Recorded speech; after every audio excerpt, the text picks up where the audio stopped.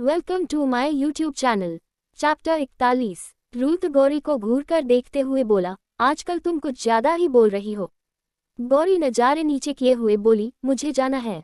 Ruth, कहाँ जाना है? तुम कहीं नहीं जा रही हो, बस थोड़ी देर में पास रुक जाओ ना, मैं तुमको सुबह से ढूंढ रहा था। बस एक नज़र देखने के लिए। ये सब रूथ बहुत प्यार से बोल रहा था। रूथ की बातों को सुन गौरी शांत हो जाती है और बस उसकी बातों में खो जाती है। गौरी को ऐसे शांत खड़े देख रूथ मुस्कुरा देता है और गौरी को देखने लगता है। रूथ गौरी के माथे को चूम लेता है और फिर उसके गालों को चूम लेता है। रूथ के ऐसा करने से गौरी अपनी आंखें बंद कर लेती है। गौरी की आंखों को बंद देख रूथ के चेहरे पर मुस्कान आ जाती है। वही गौरी जब आंखें बंद किए हुए थी तभी उसे को कल रात की सोनिया की सारी बातें याद आ जाती है। एक पिक्चर की तरह उसके आंखों के सामने घूमने लगती हैं। वो सब याद कर गौरी जल्दी से अपनी आंखें खोल देती है। रूथ को हल्का सा धक्का दे देती है जिससे रूथ 2 कदम पीछे चला जाता है और गौरी को अजीब नजरों से देखने लगता है। गौरी तेज आवाज में दूर रही है मुझसे। गौरी की बातों को सुन रूथ गौरी के पास जाते हुए प्यार से बोला, क्या हुआ सोना, तुम ऐसे घबरा क्यों गई? गौरी, मुझे जाना है, छोड़िए मुझे। रूथ, क्या हुआ बताओ तो, ऐसे क्यों कर रही हो? गौरी रूथ के सामने अपने हाथों को जोड़ देती है और बोली, प्लीज सर, मुझे जाने दीजिए। मुझे आपसे कोई मतलब नहीं रखना है और प्लीज आप मुझसे दूर रही। ये सब गौरी एक सांस में बोले जा रही थी। गौरी की बातों को सुन रूथ की भौहें तन जाती है और अपने दांत को पीसते हुए बोला, ये तुम क्या बकवास कर रही हो? मैं तुमसे ये सब बोलने का रीजन पूछ रहा हूँ, ये क्या फालतू की बातों को बोल रही हो? रूथ कसकर गौरी की बाजुओं को पकड़ लेता है जिससे गौरी की आह निकल जाती है। गौरी रोते हुए, छोड़िए मुझे दर्द हो रहा है। रुद्र, इस दर्द की वजह तुम ही हो। इस वक्त रूथ की आंखें गुस्से से जल रही थी। रूथ के ऐसे देखने से गौरी डर जाती है और खुद को छुड़ाने की कोशिश करती है, पर रूथ की पकड़ और मजबूत हो रही थी। गौरी, आप मेरे साथ जबरदस्ती नहीं कर सकते हैं, ये सब गलत है। रूथ गौरी को देखते हुए बोला, ओ रियली, अब तुम बताओगी मुझे कि क्या गलत है और क्या सही है? गौरी, देखिए, आप मुझे पसंद नहीं है और मैं आपसे कोई मतलब नहीं रखना चाहती हूँ, इसलिए प्लीज आप मुझसे दूर रहिए। गौरी की बातों को सुन रूथ का गुस्सा 7वें आसमान को छू लेता है। रूथ गुस्से में, ये तुम क्या बोल रही हो? गौरी रोते हुए, जो सही है वही बोल रही हूँ और आप मुझे मजबूर नहीं कर सकते हैं। गौरी की बातों को सुन रूथ गौरी को छोड़ देता है और खतरनाक तरीके से हंसने लगता है। रूथ को ऐसे हंसाते देख गौरी और भी ज्यादा घबरा जाती है। रूथ हंसाते हुए अचानक दीवार पर अपना हाथ मरता है जिससे रूथ की हाथ से खून निकलने लगता है। रूथ के ऐसा करने से गौरी रोने लगती है और अपनी आंखें बंद कर लेती है। गौरी अपने चेहरे पर हाथ रखकर तेज से रोने लगती है। रूथ बस एक टक गौरी को देख रहा था और गुस्से में बोला, अपनी आंखें खोलो और ये सब देखो, इसकी वजह तुम ही हो। अगर ये सब रोकना चाहती हो तो सच सच बताओ, ये सब तुम क्यों कर रही हो?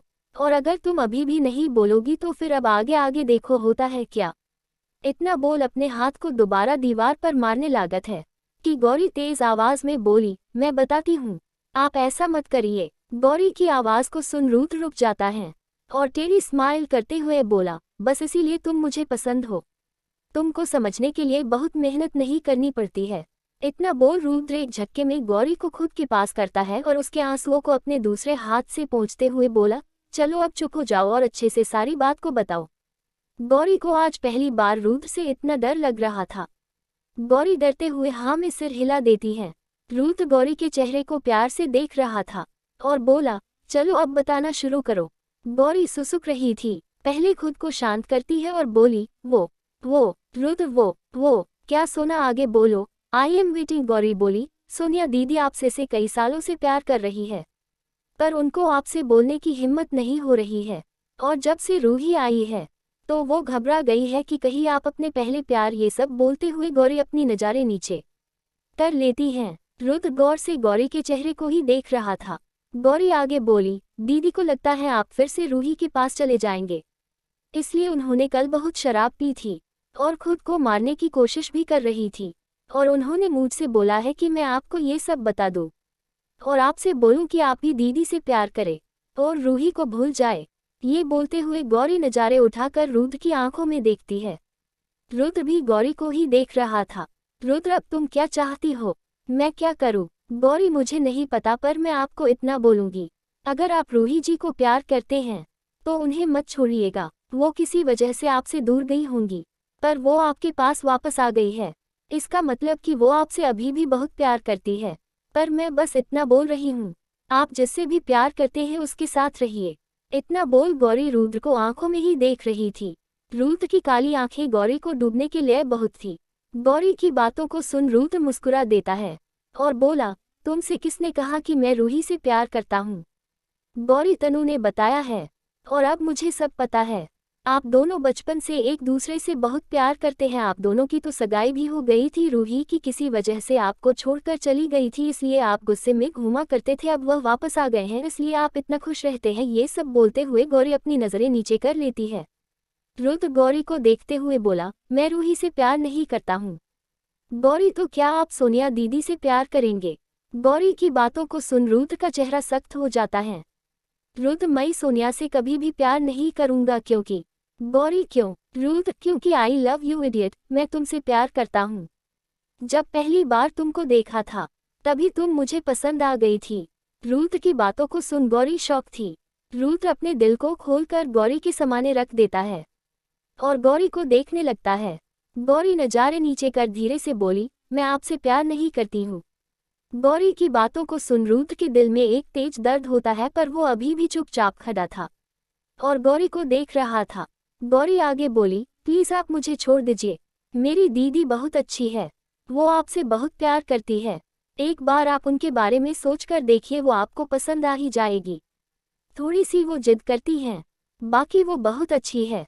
गौरी की बातों को सुन रुद्र गुस्से में, तुमको मेरी बात समझ नहीं आ रही है क्या? मैं तुमसे प्यार करता हूँ, किसी और से नहीं। और अब मुझे इस बात से फर्क नहीं पड़ता है कि तुम मुझसे प्यार करो या नहीं, इस बात से मुझे कोई फर्क नहीं पड़ता है। मैं तुमसे प्यार करता हूँ, इतना तुम्हारे लिए काफ़ी है। और एक बात, अगली बार मुझसे दूर जाने के बारे में सोचना तो दूर ख्याल भी नहीं आना चाहिए, वरना मैं तुम्हारे साथ क्या करूँगा ये मुझे भी नहीं पता है। इतना बोल रुद्र गौरी को छोड़ देता है और गुस्से में वहां से चला जाता है। गौरी रुद्र को जाते हुए देखती है। आज पहली बार गौरी को रुद्र की धमकियों से डर लग रहा था। उसे समझा ही नहीं आ रहा था कि अब वो क्या करेगी। यही सोचते हुए गौरी बाहर कमरे से बाहर आती है। गौरी कैंटीन जाती है जहां तनु उसका वेट कर रही थी। तनु गौरी को आता देखा दौड़कर उसके पास जाती है और बोली, यार तू कहाँ थी? मैं तुम्हारा कब से वेट कर रही थी। गौरी, तनु मुझे घर जाना है, अर्जेंट काम है। तनु, हाँ ठीक है, अपना बैग तो ले लो। गौरी, हाँ ठीक है। और जैसे ही अपना बैग लेने लगती है तनु गौरी के हाथ में लगा खून देख लेती और बोली, ये खून कहाँ से बह रहा? तुमको चोट लगी है क्या?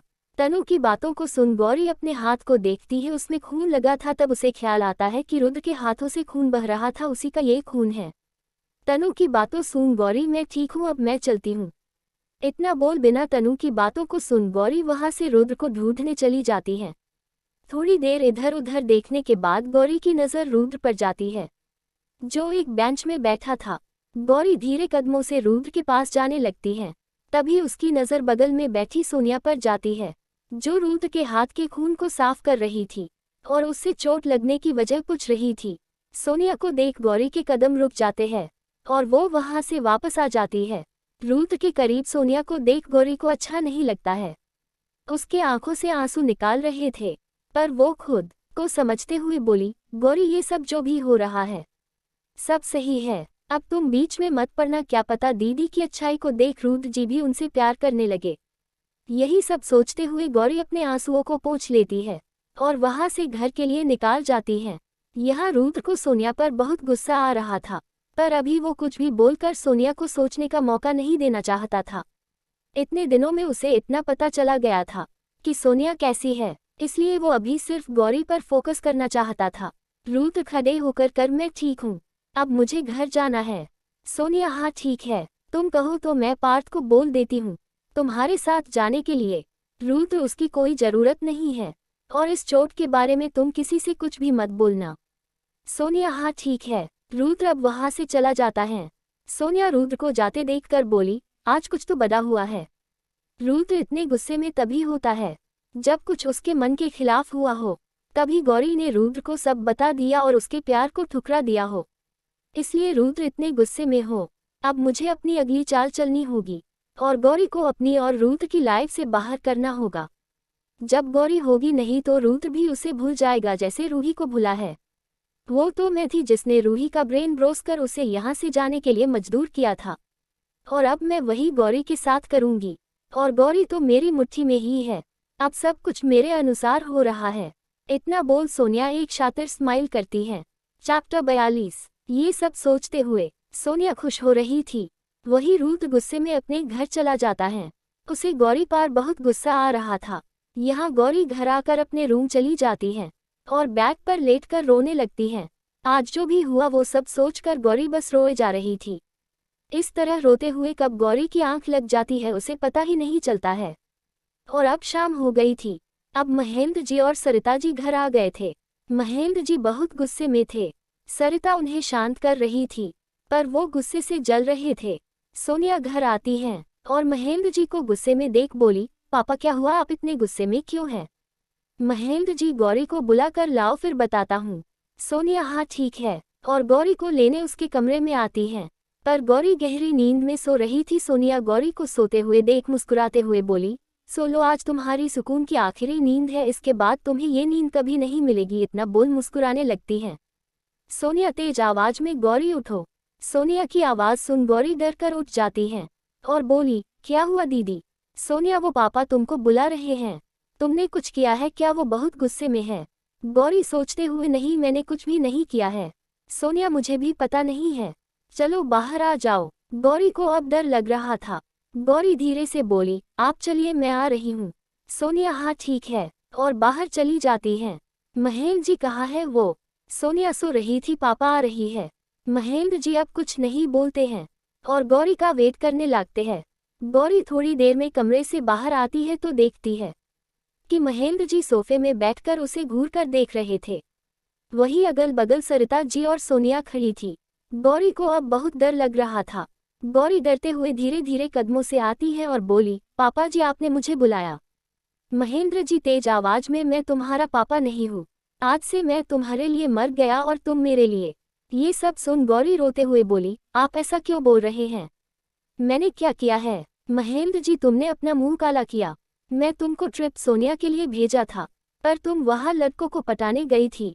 महेंद्र जी के मुंह से ये सब सुन गौरी को समझ ही नहीं आ रहा था कि महेंद्र जी ये सब क्या बोल रहे हैं। गौरी, पापा आप ये क्या बोल रहे हैं? मैंने ऐसा कुछ भी नहीं किया है। महेंद्र जी, तुम्हारा मतलब है कि मैं झूठ बोल रहा हूँ? गौरी अब कुछ नहीं बोलती है। महेंद्र जी अपना मोबाइल निकाल कुछ फोटो गौरी के सामने करते हैं, जिसमें गौरी का चेहरा साफ दिख रहा था पर लड़के का चेहरा बिल्कुल भी नहीं दिख रहा था। फोटो को देख गौरी शॉक हो जाती है। वही सोनिया सरिता जी को देख एक शातिर स्माइल करती है। गौरी अपने घुटनों के बल बैठ जाती है और बोली, पापा ये ऐसा कुछ नहीं, आप गलत समझ रहे हैं। महेंद्र जी, तुम मुझे इतना बताओ, ये तुम हो या नहीं? गौरी, मैं आपको समझा सकती हूँ। महेंद्र जी गुस्से में, हाँ या नहीं? गौरी, हाँ ये मैं हूँ, पर ऐसा वैसा कुछ भी नहीं है।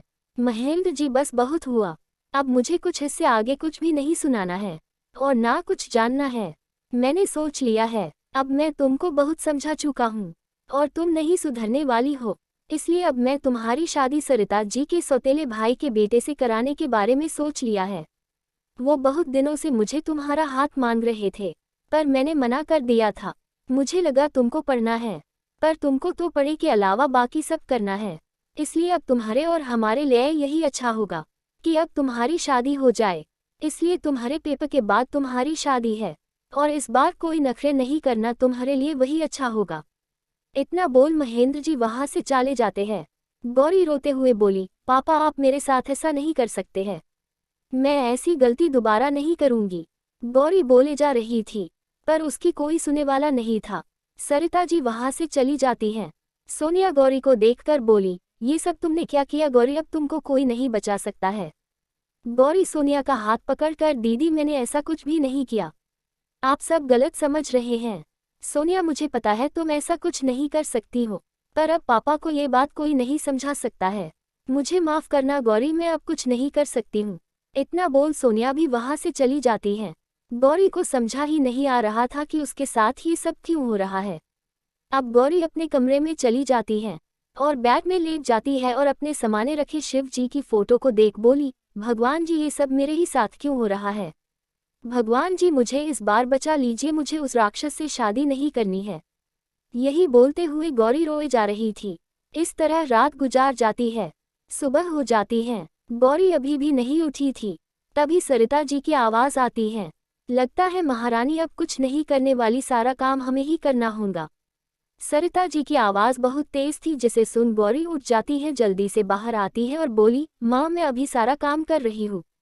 इतना बोल काम करने लगती हैं। तभी महेंद्र जी आते हैं और एक नज़र गौरी को देखते हैं और बोले, आज से मैं इसके हाथ का बना कुछ भी नहीं खाऊंगा, इसलिए मेरे लिए सरिता तुम बनाओगी। सरिता जी ठीक है, जैसा आपको सही लगे। इतना बोल वो फिर से खाना बनाने लगती हैं। वही गौरी एक किनारे खड़ी हो जाती हैं। सोनिया माँ मैं कॉलेज जा रही हूँ। सरिता जी हाँ ठीक है, अच्छे से जाना। सोनिया ओके माँ। इतना बोल सोनिया वहाँ से चली जाती है। गौरी का आज कॉलेज जाने का मन नहीं था और वैसे भी उसके कल से पेपर शुरू थे, इसलिए वो आज कॉलेज नहीं जाती है। यहाँ कॉलेज में तनु गौरी का वेट कर रही थी साथ में पढ़ने के लिए। अब काफ़ी टाइम हो जाता है पर गौरी नहीं आती है। तनु उदास होकर कैंटीन चली जाती है। यहाँ रूथ भी गौरी को देखने के लिए यहाँ से वहाँ घूम रहा था, पर उसे गौरी कहीं नहीं दिखती है। तभी वो कैंटीन में तनु को बैठा देखता है। तनु के पास जाते हुए बोला, गौरी कहाँ है। रूथ की आवाज़ सुन तनु एक पल के लिए घबरा जाती है। तनु खड़ी होती है और बोली, लागत है आज वो कॉलेज नहीं आई है। रुद्र पर क्यों गौरी, मुझे नहीं पता सर, उसके पास फ़ोन भी नहीं है कि मैं उससे कुछ पूछ लूँ। रुद्र अब कुछ नहीं बोलता है और जाने लगता है। तभी रुककर तनु को घूरते हुए बोला, तुमने गौरी से मेरे लिए क्या उटपटांग बातें की है। तनु मैं कुछ नहीं बोला है। रुद्र मेरे और रूही के बारे में, हम सिर्फ दोस्त हैं, इससे ज़्यादा कुछ भी नहीं, इसलिए बेकार की बातें उसके दिमाग में डालना बंद करो। रुद्र की बातों को तनु डर जाती है और बोली, सॉरी सर। रुद्र सख्त नज़रों से तनु को देखता है और वहां से चला जाता है। तनु अब जाकर चैन की सांस लेती है और बोली, यार मुझे तो ये सब बता गया था, मैंने थोड़ी अपने से कुछ भी बोला है।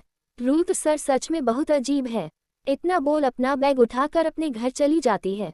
यहाँ रुद्र गुस्से में, गौरी कब तक तुम मुझसे भाग सकती हो, तुमको आना तो मेरे पास ही है, बस कुछ दिन। तभी पीछे से पार्थ रुद्र के पास आता है और बोला, रुद्र आजकल तुम कहाँ बिजी रहते हो। रुद्र कहीं नहीं, वो कुछ सोच रहा था, इसलिए तुम्हारा आवाज नहीं सुनी। वैसे कल से एग्जाम शुरू है और तुम यहाँ। पार्थ हाँ कुछ बुक लेने आया था और तू दिख गया। वो माँ की तबीयत खबर है ना, तो घर में रहना पड़ता है। रुद्र हाँ मुझे पता है, मैं भी आने ही वाला था। पार्थ तो कोई बात नहीं, चलो साथ में चलाते हैं। रुद्र हाँ ठीक है, चलो चलाते हैं। इस तरह अगले दिन से सभी के पेपर स्टार्ट थे, इसलिए सभी अपने पेपर में बिजी थे और आज पेपर का पहला दिन था। सभी क्लास में जल्दी आ जाते हैं और अपनी अपनी सीट में बैठ जाते हैं। गौरी थोड़ा लेट थी पर पेपर बांटने से पहले आ जाती है। तनु गौरी को देख खुश हो जाती है और अब सभी अपना अपना पेपर दे रहे थे। 3 घंटे बाद पेपर खत्म हो जाता है। गौरी अपनी कॉपी देकर घर चली जाती है। तनु गौरी को हर जगह ढूंढ रही थी पर उसे गौरी कहीं नहीं मिलती है। रुद्र भी पेपर देने के बाद गौरी को देखने आता है पर गौरी उसे कहीं भी नहीं दिख रही थी। रुद्र को गौरी पर बहुत गुस्सा आ रहा था पर वो अभी उसे परेशान नहीं करना चाह रहा था पेपर की वजह से, इसलिए वो चुपचाप वहां से चला जाता है। इस तरह अब सभी पेपर के दिन गौरी ऐसा ही कर रही थी, ना वो किसी से मिलती थी ना ही बात करती थी। और अब सभी पेपर हो जाते हैं फिर भी गौरी कॉलेज नहीं आ रही थी।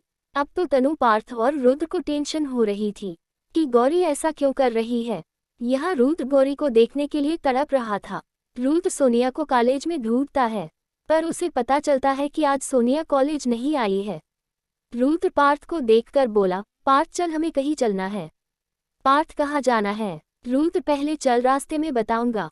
पार्थ अच्छा ठीक है। तनु दोनों को जाते देख पूछना चाहती थी पर उसे रुद्र से डर लग रहा था, इसलिए वो कुछ नहीं बोलती है। रुद्र और पार्थ वहां से चले जाते हैं। रुद्र गाड़ी चला रहा था। पार्थ रुद्र को देखकर अब बताएगा हम कहाँ जा रहे हैं। रुद्र ड्राइव करते हुए बोला, हम सोनिया के घर जा रहे हैं, गौरी से मिलने। पता नहीं क्यों आज मुझे उससे मिलना जरूरी है, कुछ तो गड़बड़ हो और अब मैं उसे ऐसा कुछ नहीं करने दे सकता हूँ जिससे वो मुझसे दूर जाए।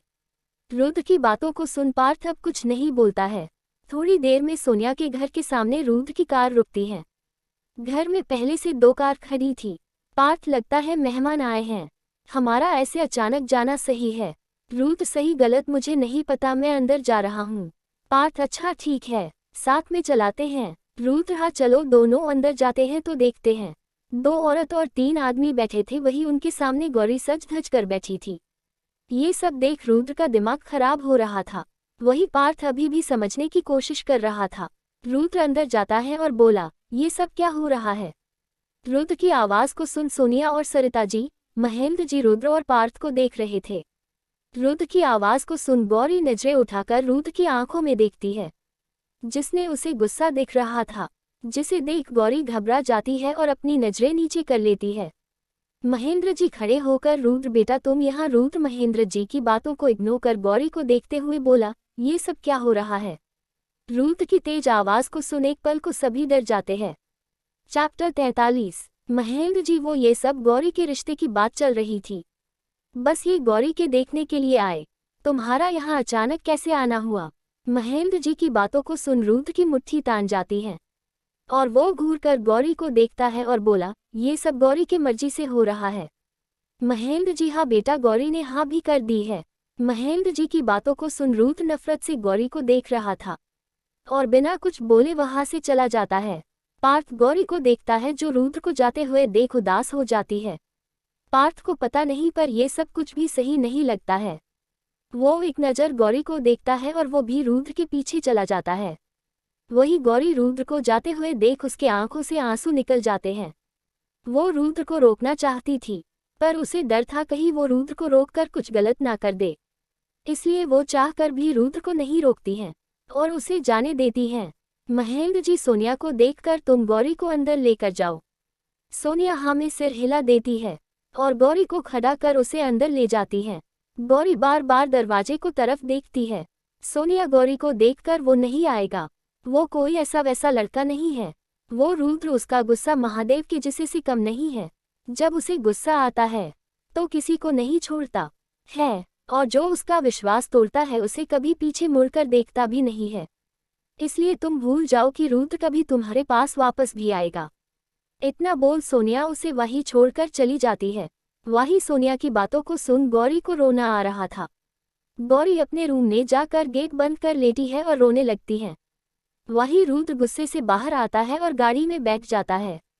पार्थ भी दौड़कर आता है और रुद्र के बगल में बैठ जाता है। रुद्र गाड़ी को तेज स्पीड में भागा रहा था। पार्थ चुपचाप बैठा था। तभी एक सुनसान जगह पर गाड़ी रुकती है। रुद्र बाहर आता है और तेज से चिल्लाते हुए बोला, गौरी तुमसे ऐसा क्यों किया? मैं तुमको छोड़ूंगा नहीं। तुमने अभी तक रुद्र का प्यार देखा है, अब तुमको रुद्र सिंह राठौड़ की नफरत देखना। और मेरा वादा है, जिस तरह मैं तड़प रहा हूँ उससे कई गुना ज्यादा तुम तड़पोगी। ये सब बोल रुद्र गुस्से में अपनी मुट्ठी बांध लेता है। रुद्र की बातों को सुन पार्थ गुस्से में, रुद्र ये तुम क्या बोल रहे हो? गौरी एक 20 साल की मासूम सी बच्ची है, उसे सही गलत की समझ नहीं है, पर तू तो एक समझदार लड़का है और तू ऐसे सनक भरी बातें कर रहा था। ये सब जो भी हो रहा है गौरी खुद नहीं करना चाहती है, पर उसे ये सब झेलना पड़ रहा है और तुम भी उसके साथ यही करना चाहते हो जो वो सब कर रहे हैं। पार्थ की बातों को सुन रुद्र गुस्से में, ये सब तुम क्या बोल रहे हो? पार्थ जो सच है वही बोल रहा हूँ। रुद्र साफ साफ बोलोगे? मुझे कुछ समझ नहीं आ रहा है। पार्थ तो मेरी बातों को ध्यान से सुन और उसे समझा। गौरी जो भी कर रही है वो सब वो खुद करना नहीं चाहती है, बल्कि वो सब उससे करवाए जा रहा है। रुद्र कौन करवा रहा है? और तुमको लगाता है कोई अपनी बेटी के साथ जबरदस्ती कर सकते हैं? पार्थ कर सकते हैं क्योंकि गौरी सरिता आंटी की बेटी नहीं है। पार्थ की बातों को सुन रुद्र शौक होकर पार्थ को देखने लगाता है और बोला, तुम ये सब क्या बोल रहे हो? पार्थ मैं सच बोल रहा हूँ। गौरी उनके बेटी नहीं है, बल्कि गौरी मेरी सगी बहन है। गौरी राजपूत, पार्थ राजपूत की बहन है। ये सब बोलते हुए पार्थ की आंखों में आंसू थे। रुद्र पार्थ को देखते हुए बोला, ये तुम क्या बोल रहे हो? पार्थ मेरी माँ और महेंद्र राजपूत ने भागकर शादी की थी। माँ के घर वाले उनके शादी के खिलाफ थे। मेरे नानू और नानी को महेंद्र राजपूत पसंद नहीं थे, पर माँ उसने बहुत प्यार करती थी। एक दिन माँ उनके साथ भागकर शादी कर लेती है। इस सब से नानू इतना गुस्सा हो जाते हैं कि वो माँ से सारे रिश्ते तोड़ देते हैं। पर माँ अपनी लाइफ में खुश थी, सब अच्छे से बीत रहा था और माँ की लाइफ में मैं आता हूँ। मेरे जन्म से माँ और पापा एक दूसरे से और ज़्यादा प्यार करने लगाते हैं। सब अच्छा चल रहा था। इस तरह 1 साल और बीत जाता है। तभी एक दिन माँ को पता चलता है कि महेंद्र राजपूत की पहले भी शादी हो चुकी थी। बच्चे नहीं होने की वजह से उन्होंने अपनी बीवी को छोड़ दिया था और मेरी माँ से दूसरी शादी की थी। ये सब जानने के बाद माँ उनके साथ 1 मिनट भी नहीं रहना चाह रही थी। पर महेंद्र राजपूत माँ को छोड़ना नहीं चाहते थे। अब ये बहस लड़ाई में बदल जाती है। जो भी लड़ाई घर का नियम बन गया था। तभी एक दिन माँ को ये भी पता चला कि महेंद्र राजपूत की पहली पत्नी से उनकी एक बेटी है और वो उनसे चोरी चोरी मिलाने भी जाते हैं। 1-2 बार दोनों को साथ में मैंने और माँ ने अपनी आंखों से देखा है। ये सब देखने बाद माँ को लगाता है कि महेंद्र राजपूत अपनी पहली पत्नी के साथ मिलकर मुझे और माँ को अलग कर देंगे। उस समय माँ के पेट में गौरी थी। माँ का 9 महीना चल रहा था। माँ ने सोचा था इस बच्चे को जन्म देकर वो महेंद्र राजपूत को छोड़ देंगी और मुझे और उस बच्चे को लेकर महेंद्र राजपूत से दूर चली जाएंगी। पर होनी को कुछ और ही मंजूर था। एक दिन माँ पैर सीढ़ी से फिसल जाता है और माँ सीढ़ी से गिर जाती है। माँ हॉस्पिटल ले जाया जाता है और वहाँ हमें पता चलता है कि सीढ़ी से गिराने से बच्चे की मौत हो गई है और माँ को बचा लिया गया है। ये सब जानने के बाद माँ अब एक पल के लिए उस आदमी के साथ नहीं रहना चाहती थी, इसलिए वो वही हॉस्पिटल से मुझे लेकर भाग जाती है। और इन सब में माँ की दोस्त यानी तुम्हारी माँ ने हमारी बहुत मदद की थी और माँ ने अपना नाम अपनी पहचान बदलकर यहाँ रहने लगी थी। रूथ, ये सब सुनने के बाद तो तुमको कैसे पता चला कि गौरी तुम्हारी बहन है? चैप्टर 44। पार्थ, जब मैंने पहली बार गौरी को देखा था तभी वो मुझे अपनी से लगी थी और जब तुमने गौरी और रेहान के बारे में पता करने को बोला तब मुझे गौरी के पिता यानी महेंद्र राजपूत का नाम दिखा और फिर मैंने बारीकी से छानबीन की। तब मुझे पता चला कि गौरी मेरी बहन है और उस समय हमसे झूठ बोला गया था कि गौरी मार चुकी है। फिर मैंने ये सब माँ को बताया। माँ का रो रो कर बुरा हाल था और मैंने माँ से वादा किया है कि मैं गौरी को उनके पास वापस लाऊंगा। और आज मैंने अपनी आंखों के सामने महेंद्र राजपूत को देखा। आज भी वो उतने ही बेशर्म हैं जितने कई साल पहले थे। पहले उन्होंने मेरी और माँ की लाइफ बर्बाद कर दी और आप गौरी की बर्बाद करने में लगे हैं। ये सब बोल पार्थ का दिल हल्का हो गया था। रूथ, तो अब तू क्या करेगा? पार्थ, पता नहीं यार, कोई वजह ही नहीं है गौरी को अपने पास लाने की और इतने सालों बाद मैं ऐसे अचानक जाकर ये सब गौरी से नहीं बोल सकता हूँ। पता नहीं वो मेरी बात को मानेगी भी या नहीं, बस यही सब सोचकर परेशान हो रहा हूँ। रूथ पार्थ के कंधे में हाथ रखते हुए, मेरे पास एक आइडिया है। अगर तुम मेरा साथ दे तो गौरी हमेशा के लिए हमारे पास आ सकती है और फिर चाहे गौरी खुद चाहे तो भी वो उनके पास वापस नहीं जा सकती है।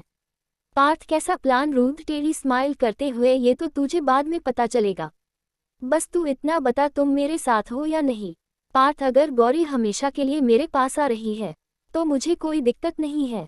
रूथ, तो ठीक है, अब तू परेशान मत हो, अब सब ठीक होने वाला है। पार्थ कुछ नहीं बोलता है। वही रूथ वापस कार में बैठ जाता है। पार्थ भी उसके बगल में बैठ जाता है। पार्थ रूथ को देखते हुए बोला, अब तुम ठीक हो ना? रूथ, हाँ मैं अब बिल्कुल ठीक हूँ, चलो चलाते हैं। इतना बोल दोनों वहां से निकाल जाते हैं। रूथ पार्थ को एक नज़र देखते हुए बोला, मुझे कल गौरी क्या कर रही है उसकी पूरी जानकारी चाहिए। पार्थ, ज्यादा कुछ तो पता नहीं है, बस इतना पता है गौरी कल शिव मंदिर जरूर जाएगी क्योंकि वहां शिव और पार्वती का विवाह कराया जा रहा है। लड़कियों का कोई व्रत है, बस इतना ही पता है। रूथ, इतना काफी है और गाड़ी की स्पीड को बढ़ा देता है। यहाँ पार्थ को एहसास था कि रूथ कुछ खतरनाक सोच रहा है, पर उसे पता था कि रूथ जो भी करेगा सोच समझा के करेगा। यहाँ गौरी सरिता जी के पास जाती है और बोली, आपने कहा था कि मैं आपकी बात को मानूंगी, तो आप मेरी शादी को रोक देंगी और पापा को भी माना लेगी?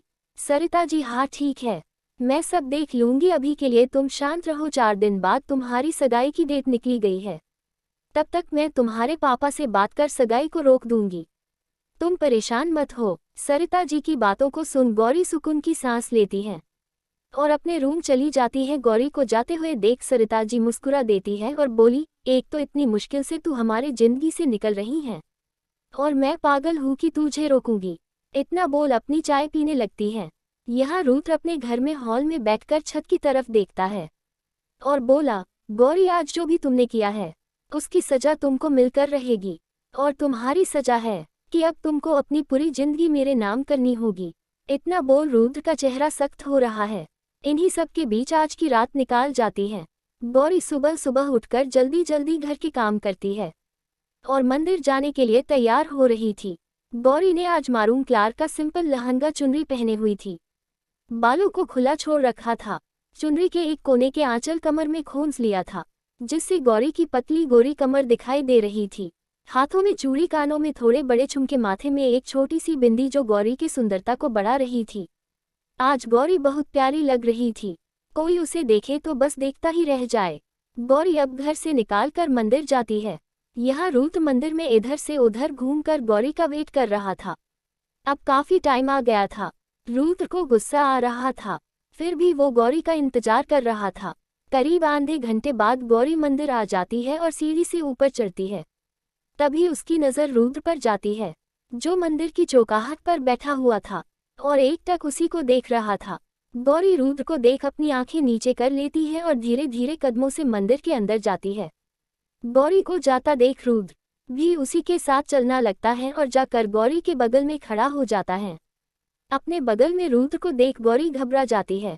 वही रुद्र बस गौरी को देखे जा रहा था। गौरी पूजा करने लगती है।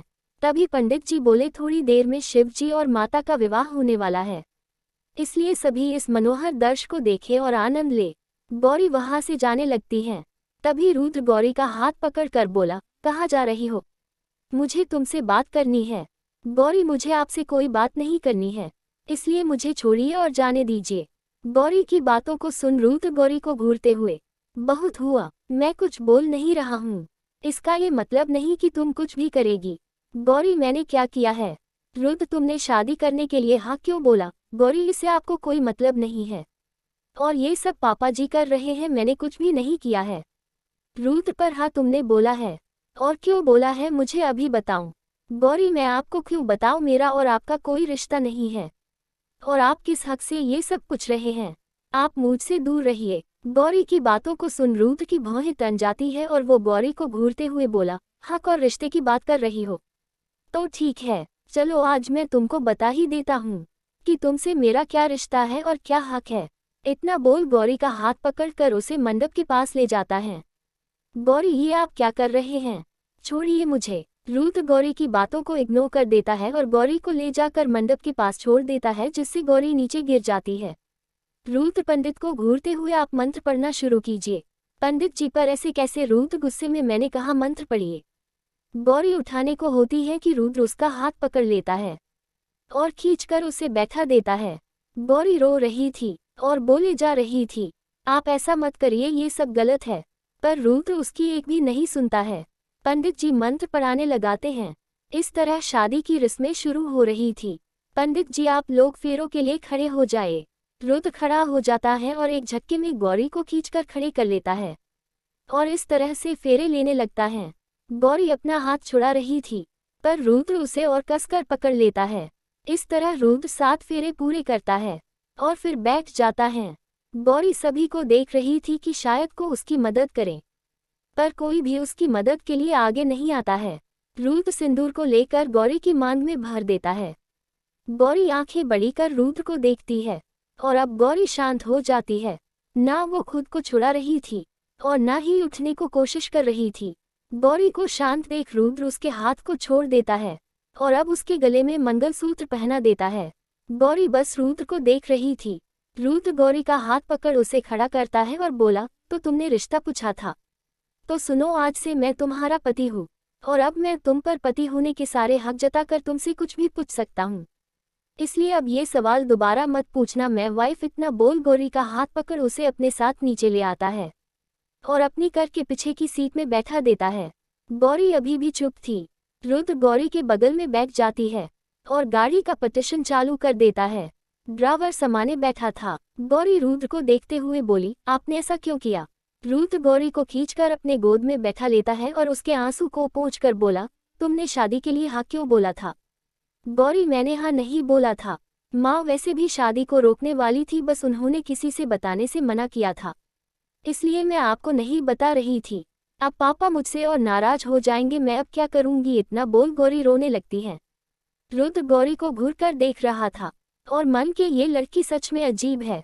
मुझसे शादी करने के लिए लड़कियां तड़पती है और ये पागल रो रही है। इसे पता नहीं है कि मैं कौन हूँ। गौरी, मैं इस शादी को नहीं मानती हूँ। रुद्र गुस्से में आज तो बोल दिया, दोबारा मत बोलना वरना तुम्हारे साथ क्या होगा तुम सोच भी नहीं सकती हो।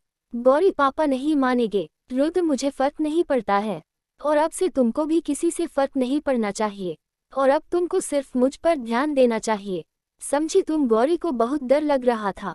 उसके लिए आगे कुआं और पीछे खाई जैसे हालात थे। वही रुद्र गौरी के मान के सिंदूर और गले के मंगलसूत्र को देख खुश हो रहा था और गौरी को सीने से लगाते हुए बोली, आखिरकार तुम मेरी हो ही गई। कल तुमको किसी और के समाने बैठा देख मुझे बिल्कुल भी अच्छा नहीं लग रहा था। अंदर ही अंदर दिल मेरा जल रहा था। एक पल को तो ऐसा लगा कि तुमको वहां से उठाकर अपने पास ला लूं, पर मुझे पता था तुम ऐसे मेरे साथ नहीं चलोगी। इतना बोल रुद्र शांत हो जाता है। वही गौरी डरते हुए धीरे से बोली, मैं आपके साथ आपके घर नहीं जा सकती हूँ। अभी के लिए मुझे मेरे ही घर जाना है। गौरी की बातों को सुन रुद्र गौरी को थोड़ा दूर करते हुए बोला, नहीं, आज से तुम मेरे साथ मेरे घर में रहोगी। गौरी, प्लीज अभी के लिए मुझे जाने दीजिए। गौरी बहुत दुखी होकर बोल रही थी, आपको जो भी करना था आप कर चुके हैं और अब मेरी भी एक बात को मान लीजिए, मैं ऐसे बिना बताए अपने घर से नहीं जाना चाहती हूँ। रुद्र का मन गौरी की बातों को मानने का नहीं था, पर वो अभी गौरी को थोड़ा वक्त भी देना चाहता था।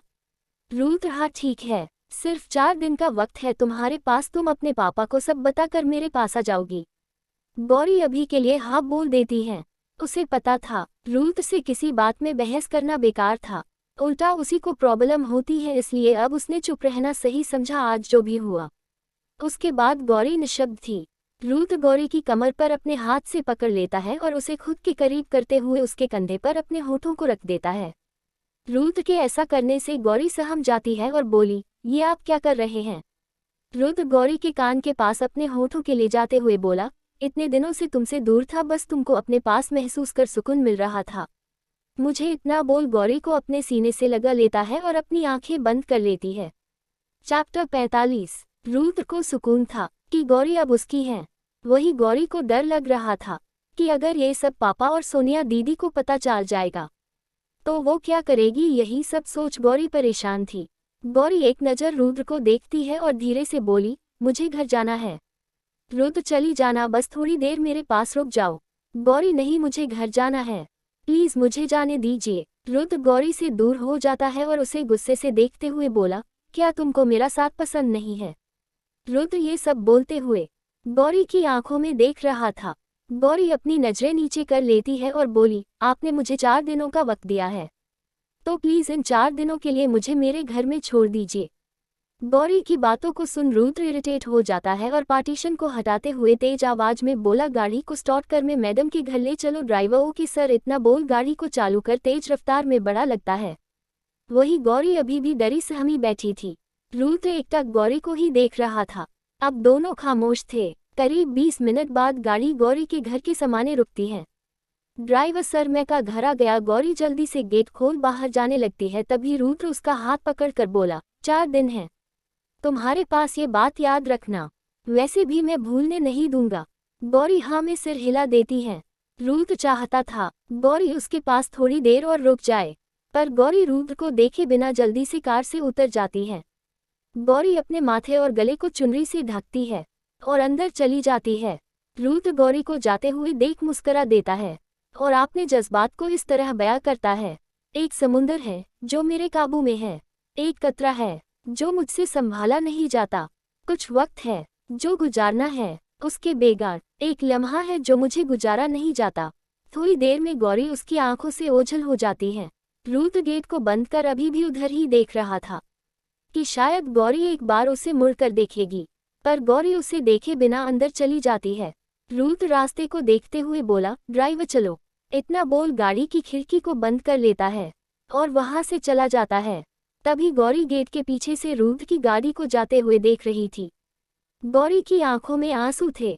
गौरी अब दौड़कर अपने रूम चली जाती है। इस वक्त घर में कोई नहीं था। गौरी जाकर शीशे के सामने खड़ी हो जाती है और अपने ऊपर से चुनरी को हटा देती है और खुद को देखने लगती है। मांग में सिंदूर, गले में मंगलसूत्र को देख गौरी रोते हुए बोली, ये सब क्या हो गया है? अब मैं क्या करूंगी? अगर दीदी को पता चला तो वो मुझे छोड़ेंगी नहीं, अब मैं क्या करूंगी? और रुद्र को मेरे बारे में पता चला तो क्या वो मुझे अपनाएंगे? ये सब सोचकर गौरी रोने लगती है। वही रुद्र को गौरी का उसे ऐसे छोड़कर जाना उसे अच्छा नहीं लग रहा था। रुद्र घर में सोफे में बैठा गौरी की हरकतों को याद कर गुस्से में जल रहा था। रुद्र पानी पीने के लिए ग्लास उठता है और फिर उसी ग्लास को हाथ से दबाकर तोड़ देता है, जिससे उसके हाथ में कांच के कुछ टुकड़े गाड़ जाते हैं और खून निकल रहा था। रुद्र अपने हाथ की चोट को देख बोला, गौरी आखिर कब तक तुम मुझसे भागोगी? तुमको आना तो मेरे ही पास है। इतना बोल रुद्र अपने बचपन की एक बात को याद कराते हुए अपनी आंखें बंद कर लेता है। पास में जब कुशाग्र 4 साल का था, तब पार्थ की मां, जिनका नाम पलावी है, और उन्होंने रुद्र को देखा जो एक समझदार बच्चे की तरह अपनी मां की हर बात को मान रहा था। पल्लवी जी रुद्र से इम्प्रेस हो जाती हैं और वो रुद्र के सिर पर प्यार से हाथ रखते हुए बोली, अगर मेरी बेटी हुई तो मैं उसकी शादी तुमसे करा दूंगी। और रुद्र को देखते हुए बोली, क्या तुम मेरी बेटी से शादी करोगे? क्योंकि मुझे भी तुम्हारे जैसे प्यार सा बेटा चाहिए। उनकी बातों को सुन रुद्र कुछ नहीं बोलती है और चुपचाप वहां से अंदर चला जाता है। तभी रुद्र की मां, जिनका नाम रश्मि सिंह राठौड़ था, हंसते हुए बोली, वो अभी बच्चा है, उसे क्या पता शादी क्या होती है। पल्लवी जी सोचते हुए बोली, मुझ डर है कहीं कोई मेरी बेटी को कोई नुकसान पहुंचा ना दे, इसलिए उसे एक सही इंसान के पास रखना चाहती हूँ। ये सब रुद्र दूर खड़े सुन रहा था। अब प्रेजेंट में आते हैं। ये सब याद कर रुद्र अपनी आंखें खोल बोला, तुमने जन्म से पहले ही अपनी किस्मत पर मेरा नाम लिखवा लिया था, इसलिए अब तुमको मुझसे कोई छीन नहीं सकता है। ये सब बोल रुद्र जोर जोर से हंसने लगता है। यहाँ अब सरिता, सोनिया और महेंद्र जी बाहर से आ जाते हैं और पाने रूम जाकर रेस्ट करते हैं। गौरी भी अपने रूम में रहती हैं। उसकी हिम्मत ही नहीं थी सबके समाने जाने की। इस तरह से आज दिन बीत जाता है। अगली सुबह गौरी तैयार होकर जल्दी जल्दी घर के काम कर कॉलेज के लिए तैयार हो जाती है और कॉलेज के लिए निकल जाती है। गौरी क्लास में आती है। तनु गौरी को देख दौड़कर गौरी के पास आती है और उसके गले लग रोते हुए बोली, गौरी आखिरकार तुम आ गई। मैंने तुमको बहुत याद किया। मुझे तो कॉलेज आने का मन नहीं करता था, पर मुझे लगा तुम किसी दिन आ सकती हो, इसलिए मैं सिर्फ तुम्हारे लिए यहाँ आती थी। रोते हुए गौरी से दूर होती है और बोली, तुमने मेरे साथ ऐसा क्यों किया? तनु को रोता देख गौरी उसके आंसू को पोंछकर प्यार से बोली, अब तो मैं आ गई हूँ, अब चुप हो जाओ, मुझे तुमको कुछ इम्पोर्टेंट बताना है, तो सोच लो तुमको मेरी बात को सुना है या रोना है। तनु सुसुप्त हुए, तुम्हारी बातों को सुनना है। गौरी तो चलो मेरे साथ कैंट्रीन, तनु पर हमारी क्लास है। गौरी आज की एक क्लास मिस कर दो ना। तनु गौरी को घूरते हुए बोली, तुम क्लास मिस करने को बोल रही हो तो जरूर कुछ इम्पोर्टेंट बात है। अरे चलो चलाते हैं। इतना बोल तनु गौरी का हाथ पकड़ बाहर ले जाती है। चैप्टर 46। तनु गौरी को लेकर कैंट्रीन चली जाती है और एक कोने की टेबल को लेते हुए वहां बैठ जाती है और गौरी को देखते हुए बोली, चलो अब सब डिटेल से बताओ। इतना बोल गौरी को देखने लगती है। गौरी अभी भी सोचते हुए बैठी थी। तनु गौरी को ख्यालों में खोया देख बोली, चलो भी यार अब बता भी दो। गौरी अपने ख्यालों से बाहर आती है और एक लंबी सांस लेती है और बोली, मेरी बात को ध्यान से सुना, तुम पहली हो जिसे मैं ये सब बता रही हूँ। तनु गौरी को देखते हुए बोली, अब बता भी दो, मुझसे वेट नहीं हो रहा है। और तू तो ऐसे बोल रही है जैसे किसी को बिना बताए शादी कर ली है और अब सबको बताने में डर लग रहा है। इतना बोल तनु हंस देती है। वही गौरी तनु को देखते हुए बोली, तुम सही बोल रही हो, पर ये सब तुमको कैसे पता? मैंने अभी तक किसी को नहीं बताया है। गौरी की बातों को सुन तनु गौरी को देखते हुए, अब मजाक बंद करो और वो बात बताओ जिसको बताने के लिए तुम यहाँ आई हो। गौरी, मैं मजाक नहीं कर रही हूँ, मैंने सच में शादी कर ली है। तनु, अच्छा तो अब ये भी बता दो किसे की है? गौरी, वो मैंने रुद्र सर से शादी कर ली है। गौरी एक सांस में बोल देती है। गौरी की बातों को सुन तनु तेज आवाज में खड़ी हो जाती है और बोली, ये बोल रही हो? गौरी तनु को शांत रहने का इशारा करती है। तनु अपने इधर उधर देखती है। सभी उसी को देख रहे थे। तनु सॉरी बोल बैठ जाती है और धीरे से बोली, तुमने सर से शादी कर ली? गौरी हाँ में सिर हिला देती है और बोली, मैंने नहीं कि उन्होंने मुझसे जबरदस्ती शादी कर ली। ये सुन तनु खुश हो जाती है और बोली, क्या बात है? ये सब सुन अब मुझे अच्छा लग रहा है। मतलब अब तुम गौरी राजपूत नहीं हो, बल्कि अब तुम गौरी रुद्र सिंह राठौड़ हो। ये बोल तनु जोर जोर से हंसने लगती है। तनु को ऐसे हंसते देख कैंटीन में बैठे स्टूडेंट अजीब नजरों से तनु को देखते हैं। सबको ऐसे देखते देख गौरी को अजीब लग रहा था। गौरी तनु को देख थोड़े गुस्से में, अब चुप हो जाओ वरना मैं आगे कुछ नहीं बताऊंगी और यहाँ से चली भी जाऊंगी। गौरी की बातों को सुन तनु शांत हो जाती है और गौरी को देखते हुए बोली, अच्छा ठीक है, मैं शांत हूँ, अब तुम सब बताओ मुझे। गौरी तनु को कल की बात बताती है कि शादी कैसे हुई। तनु, यार सर कितने कूल है। गौरी, कूल नहीं है वो तो एक नंबर के शैतान है जिसने मेरा जीना हराम कर दिया है। गौरी रोनी सूरत बनाकर, अब मैं क्या करूंगी। तनु गौरी को देखकर बोली, क्या करना है का क्या मतलब है, तुमको कुछ नहीं करना है। तुम परेशान मत हो, वो रूथ सर है, वो सब ठीक कर देंगे। गौरी, वो सब तो ठीक है पर अभी तक मेरे परिवार में किसी को ये सब पता नहीं है और रूथ सर ने मुझे सिर्फ 4 दिनों का वक्त दिया है सबको बताने का। तनु, बता दो, इसमें कौन सी बड़ी बात है। रूथ सर अब तुम्हारे हस्बैंड है और तुमको उनके साथ ही रहना होगा, आज नहीं तो कल तो ये सब तुम अपने परिवार को बता दो क्योंकि उनको ये सब पता चल ही जाएगा। गौरी उदास होकर, तुम सही बोल रही हो पर तुमने माँ को देखा है ना, वो कैसी है, और सोनिया दीदी तो मुझे छोड़ेंगी नहीं। ये सब जानने के बाद यही सब सोचकर मैं डर जाती हूँ। गौरी की बातों को सुन तनु बोल, तो तुम ठीक ही रही हो पर अब तुम कुछ नहीं कर सकती हो, इसलिए अब ये सब मत सोचो और कोई सही समय देखकर सब बता दो और जो होगा देखा जाएगा। तनु की बातों को सुन गौरी अब कुछ नहीं बोलती है। तनु गौरी को देखते हुए बोली, अब ये सब छोड़ो और ये बता मुझे मेरे जीजू से कब मिला रही हो। तनु की बातों को सुन गौरी चिढ़ते हुई, ये तुम क्या बोल रही हो, जीजू नहीं है वो और इतना मिलने का मन है तो खुद जाकर मिल ली, वो तुम्हारे सीनियर ही है। तनु गौरी को छेड़ते हुए, मुझे जूनियर बनकर नहीं मिलना है बल्कि मुझे उनकी साली बनकर मिलना है, इसलिए तुम मुझे उनसे मिलाओगी और कोई नहीं, समझी तुम। गौरी गुस्से से तनु को घूरती है पर तनु अभी भी मुस्कुरा रही थी। गौरी, अब बस भी करो मुस्कुराना, पागल लग रही हो। तनु, यार इस कॉलेज का सबसे पॉपुलर लड़का अब मेरे जीजू है, ये सोचकर मेरे चेहरे पर मुस्कान आ ही जाती है। हाय, मुझे पता ही नहीं था कि मेरी किस्मत इतनी अच्छी है। तनु की बातों को सुन गौरी इरिटेट हो रही थी। गौरी, मैं जा रही हूँ, तुम यहाँ बैठकर मुस्कुराती रहो, इतना बोल उठाकर चल देती है। तनु गौरी को जाते देख ये लड़की सच में पागल है, इतना बोल गौरी के पीछे जाने लगती है। गौरी तनु को बड़बड़ाते हुए चली जा रही थी, तभी चलाते हुए रुद्र से टकरा जाती है। गौरी जैसे गिराने लगाती है कि रुद्र गौरी का हाथ पकड़कर अपने पास खींच लेता है, जिससे गौरी सीधा रुद्र के चेस्ट से टकरा जाती है। तभी वहां तनु आ जाती है और दोनों को ऐसे देख मुस्कुरा देती है और बोली, हाय साथ में कितने प्यारे गल रहे हैं। गौरी और रुद्र एक दूसरे को आंखों में देख रहे थे।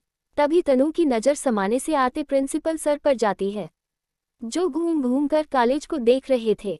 तनु दौड़कर गौरी और रुद्र के पास जाती है और तेज आवाज में बोली, गौरी तुम यहाँ हो। तनु की आवाज को सुन रुद्र और गौरी एक दूसरे से दूर हो जाते हैं। रुद्र तनु को देखता है, तनु समाने देखने का इशारा करती है। रुद्र समाने से प्रिंसिपल को आते देख कुछ नहीं बोलता है और तनु गौरी को देखते हुए बोला, तुम दोनों यहाँ क्या कर रही हो, तुम्हारी तो क्लास चल रही है ना। अगर प्रिंसिपल ने तुम दोनों को यहाँ ऐसे घूमते देख लिए तो तुम दोनों के लिए सही नहीं होगा। तनु मुस्कुराते हुए बोली, पर आप ऐसा नहीं होने देंगे और आप हमें प्रिंसिपल सर से बचा लेंगे। तनु की बातों को सुन रुद्र तनु को घूरते हुए बोला, और मैं ऐसा क्यों करूँगा। तनु, क्योंकि मुझे पता चल गया है। रुद्र तनु को देखते हुए बोला, क्या पता चल गया तुम्हें। तनु रुद्र को देखते हुए बोली, यही कि आप अब मेरे लीगली जीजू बन गए हो और मैं आपकी साली हूँ, आपको मेरी बहुत जरूरत पड़ेगी आने वाले समय में। तनु की बातों को सुन गौरी घूरकर तनु को देखती है, उसे तनु पर गुस्सा आ रहा था। तनु की बातों को सुन रुद्र एक नज़र गौरी को देखता है, जो अपनी नजरें चुरा रही थी। रुद्र अब तनु को देख मुस्कुरा देता है और बोला, ये तुमने सही कहा, तो ठीक है, मैं तुमको बचा लूंगा, पर गौरी को कुछ टाइम के लिए मेरे पास छोड़ना होगा तुम्हें, और ये भी ध्यान रखना है कि हमें कोई डिस्टर्ब ना करे। तनु मुस्कुराते हुए बोली, आपका हुक्म सरहकों पर। गौरी तनु को घूरते हुए, ये तुम क्या बोल रही। तनु, मैंने कुछ नहीं बोला, बस जो जीजा जी बोल रहे हैं मैं तो वही कर रही हूँ। तनु की बातों को सुन रुद्र मुस्कुरा देता है और तनु के अपने पास कान लाने का इशारा करता है। तनु हाँ में सिर हिलाकर रुद्र के पास कान ले जाती है। रुद्र तनु के कान पर कुछ बोलता है और उसे अपनी नोट्स दे देता है। और गौरी का हाथ पकड़ उसे अपने साथ ले जाता है। तनु मुस्कुराते हुए कुछ भी कहो जीजू स्मार्ट तो है। गौरी अपने हाथ को छुड़ाते हुए बोली, छोड़िए मुझे कहाँ ले जा रहे हैं। रूथ गौरी की बातों को इग्नोर कर उसे एक कमरे में ले जाता है। गौरी का हाथ छोड़कर गेट को अंदर से बंद कर देता है। गेट को बंद कराते देख गौरी बोली, ये आप क्या कर रहे हैं और गेट क्यों बंद कर रहे हैं। रूथ पीछे मुड़कर एक नज़र गौरी को देखते हुए धीरे धीरे कदमों से गौरी के पास जाता है। रूथ के ऐसे आने से गौरी घबरा जाती है और पीछे जाने लगती है। ऐसे पीछे जाते हुए गौरी दीवार से टकरा जाती है। अब रूथ गौरी के करीब आ चुका था। गौरी रूथ को अपने इतना करीब देख बोली, ये आप क्या कर रहे हैं।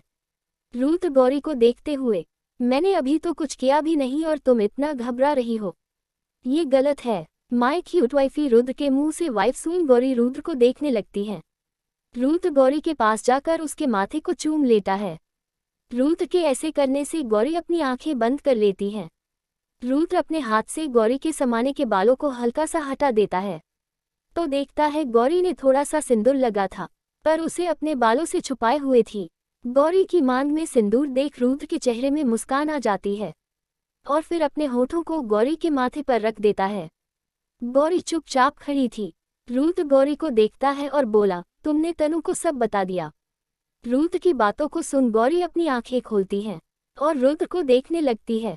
रूथ अपनी उंगलियों को गौरी के गल पर चलाते हुए धीरे से बोला, सोना तुमने तनु को सब क्यों बता दिया।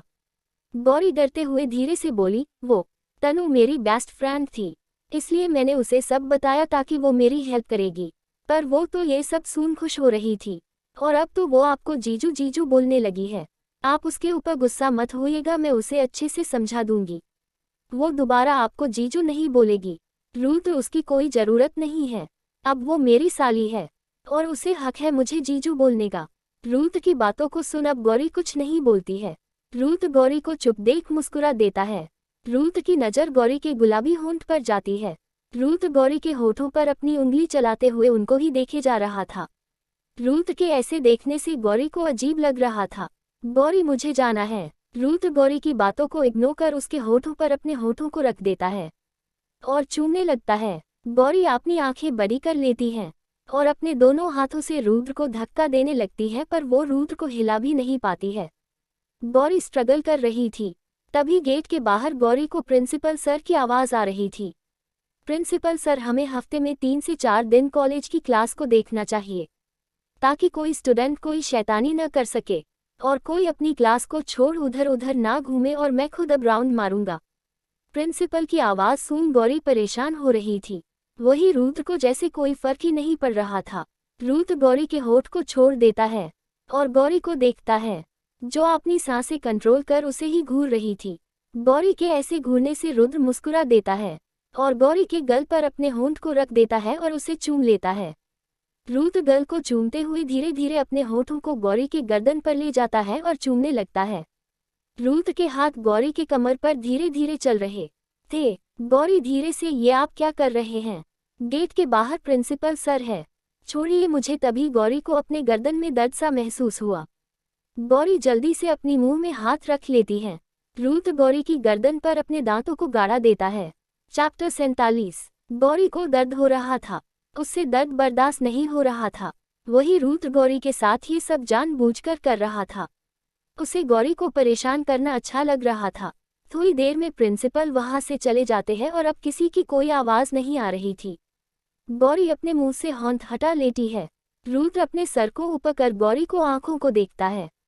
गौरी के आंखों में आंसू भरे थे जो मोती की तरह चमक रहे थे, जो बहाने को तैयार थे। गौरी की आंखें बड़ी थी जो दिखाने में बहुत सुंदर थी। रूथ गौरी की आंखों में आंसुओं को देख बोला, दर्द हो रहा है। गौरी मासूमियत से हाँ में सर हिला देती है। गौरी को ऐसे देख रूथ गौरी की गर्दन में जहां दांतों के निशान साफ साफ दिखाई दे रहे थे वहां रूथ अपनी जीभ को धीरे धीरे चलाने लगाता है और प्यार से चूम लेता है। रूथ के ऐसा करने से गौरी की सिहर उठी और अपनी आंखें बंद कर लेती है। गौरी की धड़कन तेज हो जाती है।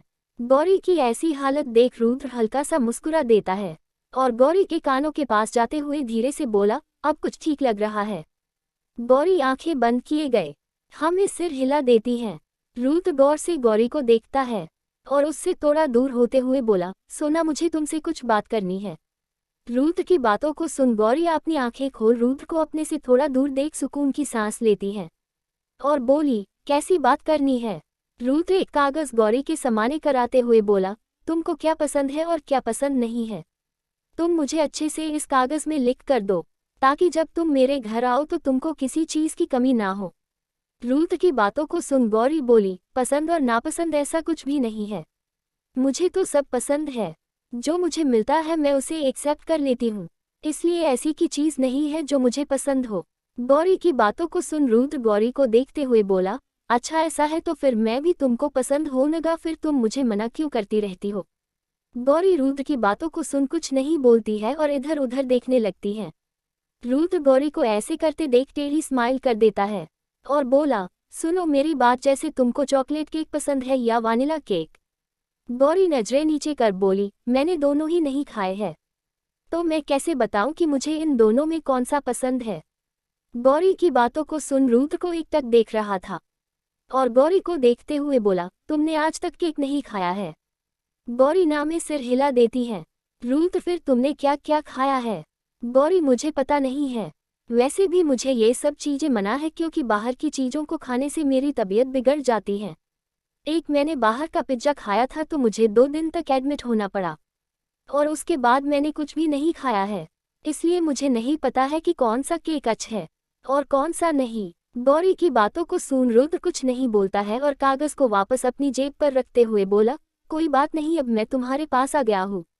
अब दुनिया की ऐसी कोई चीज नहीं जिसे तुम चाहो और तुमको मिले ना। इतना बोल गौरी के माथे को चूम कर उसे लेकर कमरे के बाहर आ जाता है। गौरी रुद्र से अपना हाथ छुड़ाते हुए बोली, मुझे जाना है। गौरी का ऐसे हाथ छुड़ाना रुद्र को अच्छा नहीं लगता है, पर वो अभी कोई लड़ाई नहीं चाहता था, इसलिए रुद्र खुद को नॉर्मल कर बोले, मेरे साथ चलो। गौरी, नहीं, रहने दीजिए, मुझे तनु के पास जाना, आप इतना बता दीजिए कि आपने तनु को कहाँ भेजा है। रुद्र, तनु लाइब्रेरी गई है और मैं भी वही जा रहा हूँ, तुम भी मेरे साथ चलो। गौरी, पर अगर हम आपके साथ गए तो सब हमें घूर कर देखेंगे और सब यूँ घूरना हमें अच्छा नहीं लगता। रुद्र, तो इसमें गलत क्या है, देखते हैं तो देखने दो, इसमें कोई गलत बात नहीं है। गौरी, पर हमें ये सब गलत लगता है और अभी के लिए हमें ये सब नहीं चाहिए। रुद्र, तो लोगों के डर से मैं तुमको यहाँ अकेला छोड़कर चला जाऊँ। गौरी, हाँ, मुझे छोड़ दीजिए, ये कॉलेज है, मैं यहाँ गुम नहीं जाऊंगी। गौरी की बातों को सुन अब रुद्र का चेहरा सख्त हो जाता है और वो घूर कर गौरी को देखता है। रुद्र के ऐसे देखने से गौरी डर जाती है और अपनी नजरें नीचे कर लेती है। रुद्र जैसे कुछ बोलने वाला था कि तभी पीछे से पार्थ और तनु आते हैं। तनु मुस्कुराते हुए बोली, गौरी, मैं आ गई। तनु की आवाज को सुन गौरी की सांस में सांस आती है और पार्थ मुस्कुराते हुए गौरी के पास आता है और बोला, क्या हुआ प्रिंसेस, तुम डरी सहमी क्यों खड़ी हो। गौरी हल्का सा मुस्कुरा कर, ऐसा कुछ नहीं, वो मुझे कुछ काम है इसलिए जाना पड़ेगा। इतना बोल तनु का हाथ पकड़ उसे अपने साथ लेकर चली जाती है। रुद्र गौरी को जाते हुए देख चीर जाता है और बोला, ये लड़की पागल है, इसे घर वालों का डर है, यहाँ लोगों का डर है, पता नहीं मुझसे चाहती क्या है। रुद्र की बातों को सुन पार्थ मुस्कुराकर, वो बस तुझसे अपना पीछा जुड़ना चाहती है और कुछ नहीं, इतना बोल पार्थ मुस्कुराते हुए वहां से चला जाता है। रुद्र पार्थ को घुराते हुए बोला, साले जीजा बने 24 घंटे भी हुए नहीं है और तुम मजाक अभी से करने लगे। इतना बोल पार्थ के पास जाता है। पार्थ हंसते हुए बोला, जीजा भी तुमको ही बना था ना, इसलिए अब बुरा मानने के दिन चाले गए। रुद्र पार्थ को देखते हुए बोला, और रियली, एक तो बेवकूफ बहन है तुम्हारी, ऊपर से वो स्मार्ट साले को मुझे ही झेलना पड़ रहा है। समझ नहीं आ रहा है कि तुम दोनों में ज्यादा बेवकूफ कौन है। इतना बोल रुद्र कंट्रेन चला जाता है। पार्थ रुद्र को घूरते हुए देख रहा था पर आगे कुछ नहीं बोलता है। यहाँ गौरी जल्दी जल्दी चल रही थी। तनु गौरी को तेज जाते देख हफाते हुए बोली, यार गौरी, आराम से चल, हमें मैराथन की दौड़ में शामिल नहीं होना है। गौरी तनु को घुराते हुए, तुमने मुझे उनके पास अकेले क्यों छोड़ा। तनु, यार वो अब तेरे पति है, उनका तुझ पर हक बनता है। मेरे रोकने से वो रुकने वाले नहीं थे, इसलिए मैंने उनकी हाँ में हाँ मिला दिया। तुझे पता है, जब तुम कॉलेज नहीं आती थी पर रूथ सर तुझे रोज ढूंढते थे और एक तुम हो जो उनको इग्नोर कर चली जाती हो। उन्होंने तुम्हारा बहुत वेट किया पर जब तुम कई दिनों तक नहीं आई तो हार मानकर वो खुद तुमसे मिलने गए। बस एक बार तुम रुद्र सर को मौका तो दो, मुझे यकीन है तुमको उनसे प्यार हो ही जाएगा। तनु की बातों को सुन गौरी कुछ नहीं बोलती है और अब चुप थी। तनु गौरी के हाथ को पकड़ कर बोली, गौरी बस एक बार हिम्मत कर सबको सब बता तो। सब ठीक का पता नहीं पर तेरे लिए कुछ चीजें आसान जरूर हो जाएंगी, इसलिए बस एक बार मेरी बातों के बारे में जरूर सोचना। डर ठीक है पर हद से ज्यादा डरना ठीक नहीं है। तनु अब मैं चलती हूँ। इतना बोल वहां से चली जाती है। गौरी न चाहते हुए भी तनु की बातों को सोचने लगाती है और उसे कहीं न कहीं तनु की बातें सही लग रही है। गौरी यही सब सोचते हुए घर के लिए निकल जाती है। गौरी घर जाती है तो देखती है कुछ आदमी घर में बैठे हैं। उनको सभी को देख गौरी से अपने रूम चली जाती है। वो आदमी गौरी को देख गंदे तरीके से मुस्कुरा देते हैं। वो आदमी कोई और नहीं सरिता जी के भाई के बेटे थे, जिनका नाम ईशान और मोहित है, जो जब भी यहाँ आते हैं तो वो गौरी को गंदी नज़रों से देखते हैं।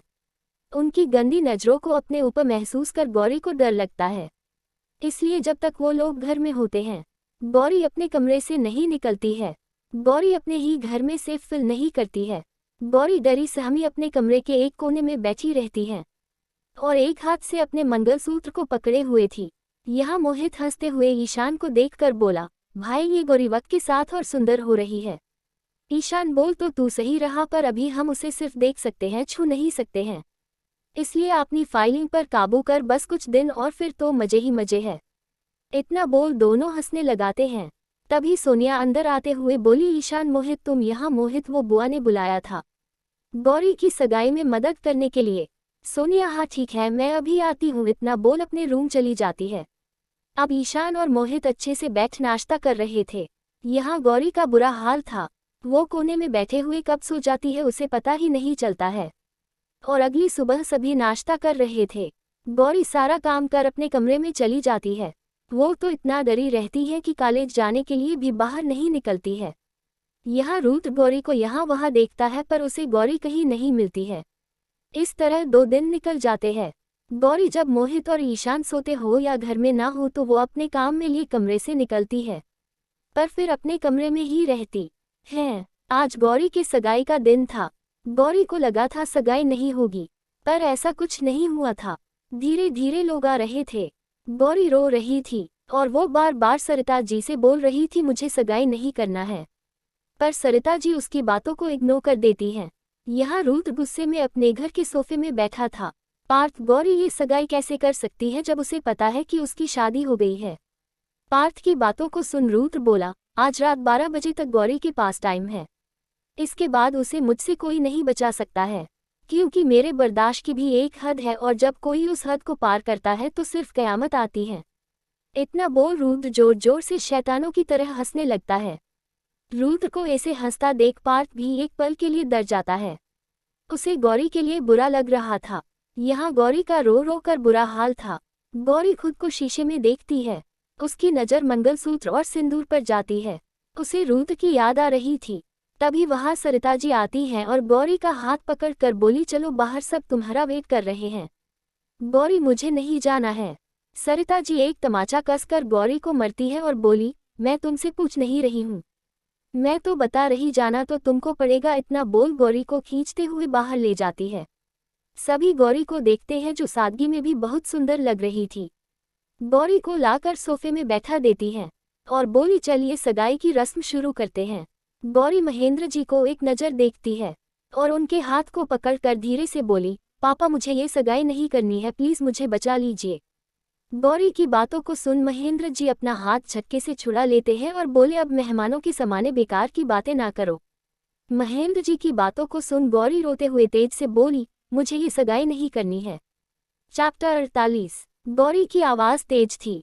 सभी गौरी को ही देख रहे थे। गौरी अपनी पूरी ताकत से बोली, मुझे ये सगाई नहीं करना चाहती हूँ। सरिता जी गौरी के पास आई और नकली हंसी हंसते हुए बोली, ये तुम क्या बोल रही हो बेटा? घबराने की जरूरत नहीं है, सभी लड़कियों के साथ ऐसा ही होता है, शादी और सगाई के बारे में सोच सोच घबरा जाती हैं और ऐसे ही बोलती हैं। इतना बोल गौरी का पकड़ लेती है और मुड़ते हुए बोली, चुपचाप बैठ जाओ। गौरी को दर्द हो रहा था। गौरी अपना हाथ छुड़ा लेती है और बोली, मैं ये सगाई और शादी नहीं करना चाहती हूँ, मैं अभी पढ़ना चाहती हूँ। महेंद्र जी, बस बहुत हुआ। लोगों के सामने मजाक बनाने की जरूरत नहीं है। तुमको सगाई करनी होगी, वरना तुम्हारे लिए इस घर में कोई जगह नहीं है, और तुम अभी इसी वक्त इस घर से निकाल जाओ। महेंद्र जी की बातों को सुन गौरी शौक होकर महेंद्र जी को देखती है और बोली, इतनी नफरत क्यों पापा, मैं क्या किया है? मैं तो वही करती हूँ जो आप बोलते हैं। बस एक बार अभी मेरी बात को मना लीजिए प्लीज पापा। इतना बोल गौरी अपने हाथ को जोड़ महेंद्र जी के कदमों में बैठ जाती है और उम्मीद भरी नजरों से महेंद्र जी को देखती है। पर महेंद्र जी एक नज़र भी गौरी को नहीं देखते हैं और बोले, अगर तुमको इस घर और मुझसे रिश्ता रखना है तो तुमको ये शादी और सगाई करनी होगी, वरना आज से हमारा रिश्ता खत्म होता है और तुम इस घर की छोड़कर जा सकती हो। और सोच लो तुमको क्या करना है। गौरी को समझ नहीं आ रहा था कि वो महेंद्र जी को कैसे समझाए। तभी सरिता जी बीच में बोलते हुए बोली, गौरी बहुत समझदार लड़की है, वो आपकी बात नहीं टलेगी। और गौरी को देखते हुए बोली, क्यों बेटा, मैंने सही कहा ना? चलो अब टाइम निकाल रहा है। सरिता जी गौरी का हाथ पकड़ उसे खड़ी करती हैं और सगाई के लिए उसके हाथ को आगे कर देती है। सामने खड़ा लड़का जो गौरी से 6 से 7 साल बड़ा ही होगा, वो गौरी को लालची नजरों से देख रहा था। उसका देखना गौरी को अच्छा नहीं लग रहा था। गौरी अपने हाथ को जोर से खींच लेती है और तेज आवाज में बोली, मैंने कहा ना, मुझे शादी नहीं करनी है, और चाहे आप इसके लिए मुझे इस घर से निकाल दे, फिर भी मैं ये सगाई नहीं करूंगी। गौरी की जिद को देख अब सरिता जी को भी गुस्सा आ रहा था। सरिता जी, अच्छा अब तुमने ये सोच लिया है तो ठीक है, मैं तुमसे लास्ट बार पूछ रही हूँ, तुम ये सगाई करोगी या नहीं? गौरी एक नज़र महेंद्र जी को देखती है जो दूसरे तरफ नजारे किए बैठे थे। गौरी, मुझे ये सगाई नहीं करना है। गौरी की बातों को सुन सरिता जी गौरी का हाथ पकड़ लेते हैं और उसे घसीटते हुए गेट की तरफ ले जाती है। गौरी बार बार महेंद्र जी को देख रही थी और बोल रही थी, पापा प्लीज इन्हें रोकिए, पापा प्लीज इन्हें रोकिए। पर महेंद्र जी एक नज़र भी गौरी को नहीं देखते हैं, बल्कि वो चुपचाप बैठे रहते हैं। सरिता जी गौरी को गेट के बाहर कर देती है और बोली, 2 दिन बाहर रहोगी तो समझ आ जाएगा कि जब अपना परिवार साथ छोड़ता है तो कोई नहीं होता है। इतना बोल गेट को बंद कर लेती है। गौरी रोते हुए बोली, माँ गेट खोलिए, और गेट पर अपने हाथ को मरती है, पर कोई उसकी एक आवाज भी नहीं सुनाते हैं। सरिता जी खुश थी और मन में बोली, आखिरकार मैंने तुमको इस घर से निकाल ही दिया। इतना बोल अंदर आती है और बोली, 2 दिन बाहर रहेगी तो समझा जाएगी कि बड़े जो भी करते हैं वो इनके अच्छे के लिए करते हैं। और महेंद्र जी को देखते हुए बोली, आपको क्या लगता है मैंने कुछ लागत किया है? अगर ऐसा है तो आप मुझे बता सकते हैं, मैं अभी गौरी को अंदर ले लूंगी। और जाने लगती है। तभी महेंद्र जी सरिता जी को देखते हुए बोले, नहीं रहने दो, तुमने जो भी किया है सही है, वैसे भी वो समय के साथ बिगड़ रही थी। इतना बोल महेंद्र जी अपने रूम चले जाते हैं। सरिता जी अब खुश हो जाती हैं, वही जिससे गौरी की सगाई होने वाली थी वो गुस्से में, ये सब क्या हो रहा है? मुझे उसी लड़की से ही सगाई और शादी करनी है। मैंने तुमको गौरी के लिए पैसे दिए हैं, मुझे किसी भी हालात में गौरी चाहिए। सरिता जी, हाँ ठीक है, बस कुछ दिन इंतजार करो, इस बार गौरी खुद तुम्हारे पास आएगी, बस तुम अभी के लिए शांत हो जाओ। लगता गुस्से में तुम्हारे लिए यही अच्छा होगा, वरना तुम मुझे जानती नहीं हो मैं कितना खतरनाक हूँ। मेरा नाम रंजीत सिन्हा है, मैंने उस लड़की के पीछे बहुत कुछ दांव पर लगाया है और अब मैं पीछे नहीं हट सकता हूँ। तुम्हारे खाने पर मैं अभी तक शांत था, पर अब मुझे कुछ ठीक नहीं लग रहा है। गौरी ने मना क्यों किया? तुमने तो कहा था कि वो मना नहीं कर सकती हैं, फिर ये सब कैसे हुआ? सरिता जी सोचते हुए, ये तुमने सही कहा, हमने तीनों दिनों से गौरी पर अपनी नज़र रखे हुए है ताकि वो कॉलेज न जाए और ना किसी से मिले, फिर वो ये सब कैसे कर सकती है? कोई तो वजह है, वरना गौरी ये सब करे ऐसा हो ही नहीं सकता है। यही सब सोचते हुए सरिता जी परेशान हो रही थी। वही गौरी बाहर बैठकर रो रही थी, उसे समझा ही नहीं आ रहा था कि वो अब क्या करे और कहाँ जाए। यही सब सोचकर गौरी अपने इधर उधर देखती है। चारों तरफ अंधेरा था, कुछ लाइट जल रही थी। अब बारिश भी शुरू हो गई थी। गौरी सरिता जी को आवाज देती है, पर वो कुछ नहीं बोलती है। गौरी पानी में भीग रही थी। इस तरह काफी टाइम हो जाता है। अब रात और गहरी हो रही थी और गौरी की ठंड से कांप रही थी, पर सरिता जी गेट नहीं खोल रही थी। अब गौरी थक कर वहीं बैठ जाती है। तभी एक बड़ी कार गेट के सामने रुकती है। कार को रुका देख गौरी कार को देखने लगती है। कार की आगे की सीट से 2 आदमी उतरते हैं। दोनों ने कोट पैंट पहने हुए बॉडी बिल्डर लग रहे थे। दोनों ने छाता लगाया है। उनकी शक्ल दिख नहीं रही थी। दोनों दूसरे गेट पर जाते हैं और गेट को खोलकर छाता लगाकर खड़े हो जाते हैं। गेट से एक आदमी उतरता है। गौरी को उसकी छवि पहचानी पहचानी लग रही थी, पर अंधेरा और पानी गिराने से गौरी उसे पहचान नहीं पाती है। गौरी अपनी आंखें मिचकर देखने की कोशिश करती है, पर उसे कुछ नहीं दिखता है। वो आदमी को देखकर लग रहा था कि वो कोई पावरफुल आदमी है। उसके अगल बगल 4 बॉडीगार्ड थे जो उसे घेरे हुए थे। गौरी उनको अपने पास आता देख डर जाती है और डर से अपनी नज़ारे नीचे कर लेती है। वही अब वो सभी गौरी के समाने खड़े थे। तभी एक आवाज़ आई, अब पूरी रात यही रहने का इरादा है, तुम्हारे 4 दिन पूरे हुए।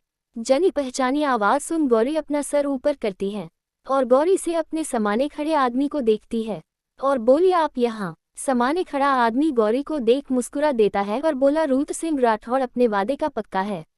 मैंने तुमको 4 दिन दिए थे और अब 12 बज चुके हैं।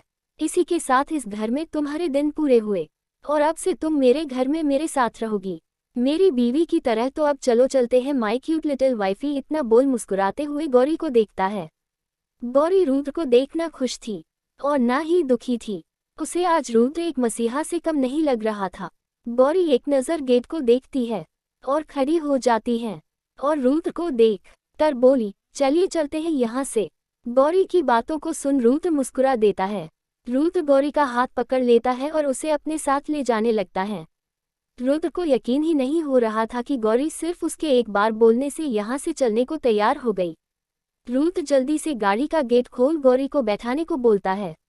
रुद्र एक नज़र गार्ड्स को देखते हुए बोला, जल्दी अंदर बैठो और घर चलो, और खुद ही कार में बैठ जाता है। रुद्र एक नज़र गौरी को देखता है जो ठंड से कांप रही थी। रुद्र अपनी कोट उतर गौरी को उड़ा देता है और बोला, तुम ठीक हो?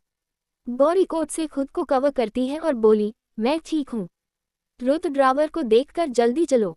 ड्राइवर ओके सर, और गाड़ी वहां से तेज स्पीड में चल देती है। गौरी चुपचाप बैठी थी। रुद्र लगातार गौरी को देख रहा था। गौरी को खुद पर रुद्र की नज़रों का एहसास था, पर अभी वो कुछ बोलना नहीं चाहती थी, इसलिए चुपचाप बैठी रहती है। गौरी को ठंड लग रही थी, पर वो चुपचाप बैठी थी। रुद्र गौरी के हाथ को पकड़ अपने पास करता है और उसे अपने गोद में बैठाकर उसे अपने सीने से लगा लेता है। गौरी ड्राइवर को देख और फिर रुद्र को खुद से छुड़ाते हुए बोली, ये आप क्या कर रहे हैं? यहाँ हम अकेले नहीं हैं। रुद्र अपनी आंखों को बंद किए हुए चुप हो जाओ। रुद्र की तेज आवाज़ सुन गौरी रुद्र को देखती है जो सुकून से अपनी आंखें बंद किए हुए बैठा था। अब गौरी भी चुपचाप रुद्र के सीने पर अपना सर रख देती है और अपनी आंखें बंद कर लेती है। रुद्र अपने दोनों हाथों से गौरी को कावर कर लेता है। इस तरह दोनों एक दूसरे की बाहों में सुकून से बैठे थे। करीब 1 घंटे बाद गाड़ी एक बड़े से वाइट बंगले के सामने रुकती है, जो दिखने में बहुत खूबसूरत था। गाड़ी के रुकने से रुद्र अपनी आंखें खोल देता है और गौरी को देखता है, जो अच्छी नींद में सो रही थी। रुद्र गौरी को गोद में उठाकर बंगले के अंदर ले जाता है। अंदर से एक महल की तरह लग रहा था। रुद्र को अंदर आते देख नौकर आकर खड़े हो जाते हैं। रुद्र नौकरों के एक नज़र देखता है और बोला, तुम सब यहाँ क्या कर रहे हो? 8 बजे के बाद तुमको यहाँ आना मना है, ना जाओ यहाँ से। तभी एक सीनियर लेडी सामने आती है और बोली, सर आपने कहा था कि आज हमारी लेडी बॉस आ रही है, इसलिए हम सब उन्हीं का वेट कर रहे थे। सभी की नज़र रुद्र की गोद में सोई गौरी पर जाती है, जिसका चेहरा उसके बालों से ढका था। सब उसे देखने की कोशिश कर रहे थे पर किसी को कुछ भी नहीं दिख रहा था। रुद्र तेज आवाज में, आपको सभी कल मिलिएगा, आज नहीं अब सभी जा सकते हैं। रुद्र की बातों को सुन सभी उदास हो जाते हैं और निराश होकर वहां से चले जाते हैं। रुद्र गौरी को लेकर अपने रूम आ जाता है और उसे बेड पर लेटाकर गौर से देखने लगता है। गौरी के एक गाल में उंगलियों के निशान थे, जो साफ साफ दिखाई दे रहे थे। गौरी की आंख फूली थी, जिससे पता चल रहा था कि वो कई घंटों से लगातार रो रही थी। ये सब देख रुद्र की आंखों में गुस्सा था, पर वे अभी गौरी पर ध्यान देना चाहता था, इसलिए वो खुद को शांत करता है और बोला, आखिर तुम्हारे साथ ऐसा क्या हुआ कि तुम एक बार में मेरे साथ आने को मान गई? कुछ तो बड़ी बात है जो मुझे जाना जरूरी है। यही सब रुद्र सोच रहा था, तभी उसके फोन की रिंग बजती है। आवाज तेज होने से गौरी की नींद खुल जाती है। वही रुद्र फोन को देखता है, पार्थ का कॉल आ रहा था। रुद्र कॉल को काट देता है और बोला, इसके कोई काम नहीं है, जब देखो मुझे ही कॉल करता रहता है। गौरी अपनी आंखें खोल इधर उधर देखती है और जल्दी से उठकर बैठ जाती है और बोली, मैं कहाँ हूँ? चैप्टर 49। गौरी की आवाज को सुन रुद्र गौरी को देखते हुए बोला, तुम मेरे घर में मेरे साथ हो और अब से ये घर तुम्हारा भी है, इसलिए ये बेकार के क्वेश्चन तो पूछो ही मत। रुद्र की आवाज को सुन गौरी रुद्र को देखती है पर बोलती कुछ नहीं है। रुद्र गौरी को देखकर, तुम कपड़े चेंज कर लो फिर खाना खाने चलाते हैं। गौरी नजारे नीचे कर धीरे से बोली, मेरे पास कपड़े नहीं है। रुद्र, किसने कहा यहाँ तुम्हारे लिए कपड़े नहीं है? गौरी कुछ नहीं बोलती है। रुद्र जाकर अलमारी को खोलता है, उसमें हर के कपड़े थे। गौरी कपड़ों को देखकर बोली, इतने सारे? रुद्र, मैंने तुमसे पूछा था तुमको क्या पसंद है, तुमने कहा तुमको सब पसंद है, इसलिए मैंने हर प्रकार के कपड़े मंगवा लिए, अब तुमको जो पहना है पहन सकती हो। गौरी शौक होकर रुद्र को देख रही थी। रुद्र, बस मिनट में नीचे आ जाओ। गौरी कुछ नहीं बोलती है और हाँ में सिर हिला देती है। रुद्र कमरे से बाहर चला जाता है। गौरी बैग से उतरकर क्वाड के पास जाती है और कपड़ों को देख उसके चेहरे पर हल्की सी मुस्कान आ जाती है। ये पहली बार है जब गौरी नए कपड़े पहन रही थी, वरना वो हमेशा सोने के उतरन या जो उसे पसंद नहीं हो उनको पहनी थी। गौरी कपड़ों को ध्यान से देखती है और उनमें से सिंपल कुर्ती और पटियाला सलवार निकालकर बाथरूम चली जाती है। थोड़ी देर में गौरी कपड़े चेंज कर बाहर आती है और खुद को शीशे में देखती है। गौरी अपने बालों को टॉवल से पोंछकर सूखती है, तभी उसके पेट से आवाज आने लगाती है। गौरी अपने पेट पर हाथ रख बोली, मैंने तो आज सुबह से कुछ खाया भी नहीं, मुझे भूख लगी है। इतना बोल गेट को देखती है और धीरे धीरे कदमों से कमरे के बाहर जाती है। गौरी को पता ही नहीं था कि उसे जाना कहाँ है, इसलिए वो इधर उधर देख रही थी। इतने बड़े घर में गौरी को डर भी लग रहा था। गौरी धीरे धीरे चल रही थी, तभी उसे सीढ़ी देखी और वो सीढ़ी से उतारते हुए नीचे जाती है। तभी उसे हॉल में बैठा रुद्र दिखा जो अपने फोन पर कुछ देख रहा था। गौरी दौड़कर नीचे उतरने लगती है। गौरी पायल पहने हुई थी, दौड़ने से उसके पायल की आवाज तेज थी। पायल की छन छन सुन रुद्र गौरी की तरफ देखता है, जो सिंपल सूट पहने थी, बालों को खुला छोड़ रखा था। सादगी में भी वो बहुत सुंदर लग रही थी। रुद्र तो बस गौरी को ही देख रहा था और के पायल की आवाज रुद्र की धड़कनों को बढ़ा रही थी। गौरी रुद्र के पास आती है और धीरे से बोली, क्या हुआ है आपको, आप मुझे ऐसे क्यों देख रहे हैं? गौरी की बातों को सुन रुद्र होश में आता है और बोला, ये तुम्हारी पायल कितना शोर करती है, इनको उतर दो, मुझे शोर पसंद नहीं है। रुद्र की आवाज थोड़ा तेज थी, किसे सुन गौरी घबरा जाती है और नजारे नीचे कर हाँ में सिर हिला देती है। गौरी के ऐसे खड़ा देख रुद्र, अब क्या हुआ, चलो खाना खाते हैं, कब से मैं तुम्हारा वेट कर रहा था, चलो मेरे साथ। इतना बोल रुद्र चल देता है और अब गौरी भी धीरे धीरे कदमों में रुद्र के पीछे चल देती है। रुद्र जाकर डाइनिंग टेबल में बैठ जाता है। गौरी को देख, तुम मेरे पास बैठो। गौरी जाकर रुद्र के बगल की सीट में बैठ जाती है। रुद्र, क्या खाना है? गौरी, कुछ भी, मैं खा लूंगी। रुद्र गौरी की बातों को सुन उसे घूर कर देखता है, पर अभी वो कुछ नहीं बोलना चाहता था। रुद्र गौरी की थाली में खाना डालता है और फिर अपनी थाली में डालता है और बोला, चलो खाते हैं। गौरी हाँ में सिर हिला देती है। गौरी को बहुत भूख लगी थी, वो जल्दी जल्दी खाने लगती है। गौरी को जल्दी खाते देख रुद्र, आराम से खाओ, खाना अटक जाएगा। गौरी हाँ में सिर हिला देती है और थोड़ा धीमे धीमे खाने लगती है। इस तरह दोनों खाना खाते हैं। बहुत दिनों बाद गौरी ने भरपेट खाना खाया था, वो भी इतना अच्छा। रुद्र, चलो सोने चलाते हैं। रुद्र की बातों को सुन गौरी कुछ बोलती उससे पहले रुद्र गौरी को गोद में उठा लेता है और उसे अपने रूम ले जाने लगता है। गौरी रुद्र को देखती है पर वो कुछ नहीं बोलती है। रुद्र गौरी को लाकर बेड में लेटा देता है और बोला, क्या हुआ, तुम इतना घबराई क्यों हो? रुद्र की बातों को सुन गौरी इधर उधर देखने लगती है और बोली, कुछ नहीं, बस ऐसे ही। रुद्र गौरी को देख मुस्कुरा देता है और बोला, तुम परेशान मत हो, अभी मैं तुम्हारे साथ कुछ नहीं करने वाला हूँ, मैं कुछ वक्त तुमको देना चाहता हूँ ये सब एक्सेप्ट करने के लिए, और जिस दिन तुम हमारे रिश्ते को दिल से एक्सेप्ट करेगी उसी दिन मैं अपने रिश्ते को आगे बढ़ूंगा और तब तक के लिए हम गर्लफ्रेंड और बॉयफ्रेंड की लाइफ को एंजॉय करेंगे। वैसे भी मुझे तुमको परेशान करने में मजा आता है। रुद्र की बातों को सुन गौरी शौक होकर रुद्र को ही देखे जा रही थी। रुद्र गौरी के पास जाता है और धीरे धीरे उसे करीब जाता है।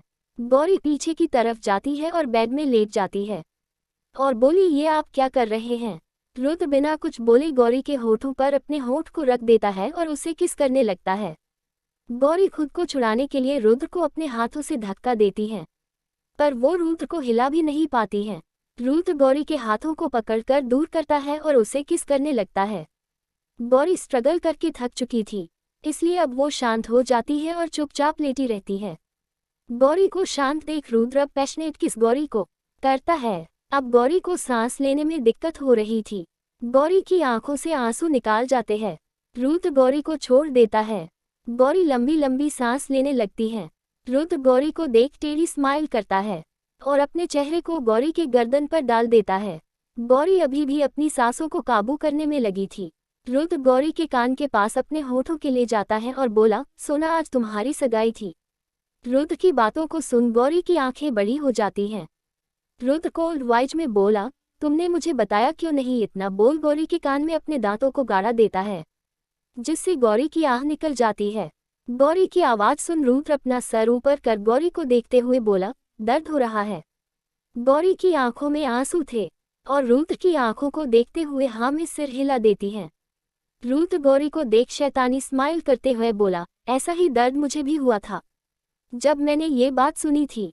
तो अब जल्दी से बताओ, तुमने मुझे बताया क्यों नहीं? इस वक्त रुद्र की आंखों में गुस्सा था, जिसे वो गौरी डर जाती है और अपनी कांपती आवाज में बोली, वो माँ ने कहा था कि वो ये सगाई और शादी रुकवा देंगी अगर मैं उनकी हर बात मानूंगी, और मैंने वैसा ही किया। माँ ने जो जो कहा मैंने वही किया, पर अचानक माँ ने अपना फैसला बदल लिया और जब मुझे ये बात पता चली मैंने माँ से बात की, पर उन्होंने मेरी कोई बात नहीं सुनी। रुद्र, तो तुम मेरे पास आती। गौरी वो घर में इतना बोल गौरी चुप हो जाती है और अपनी नज़ारे नीचे कर लेती है। रुद्र गौरी को घूरते हुए, घर में क्या? गौरी, वो मैं माँ के भाई के बेटे आए थे जो मुझे हमेशा अजीब नज़रों से देखते हैं।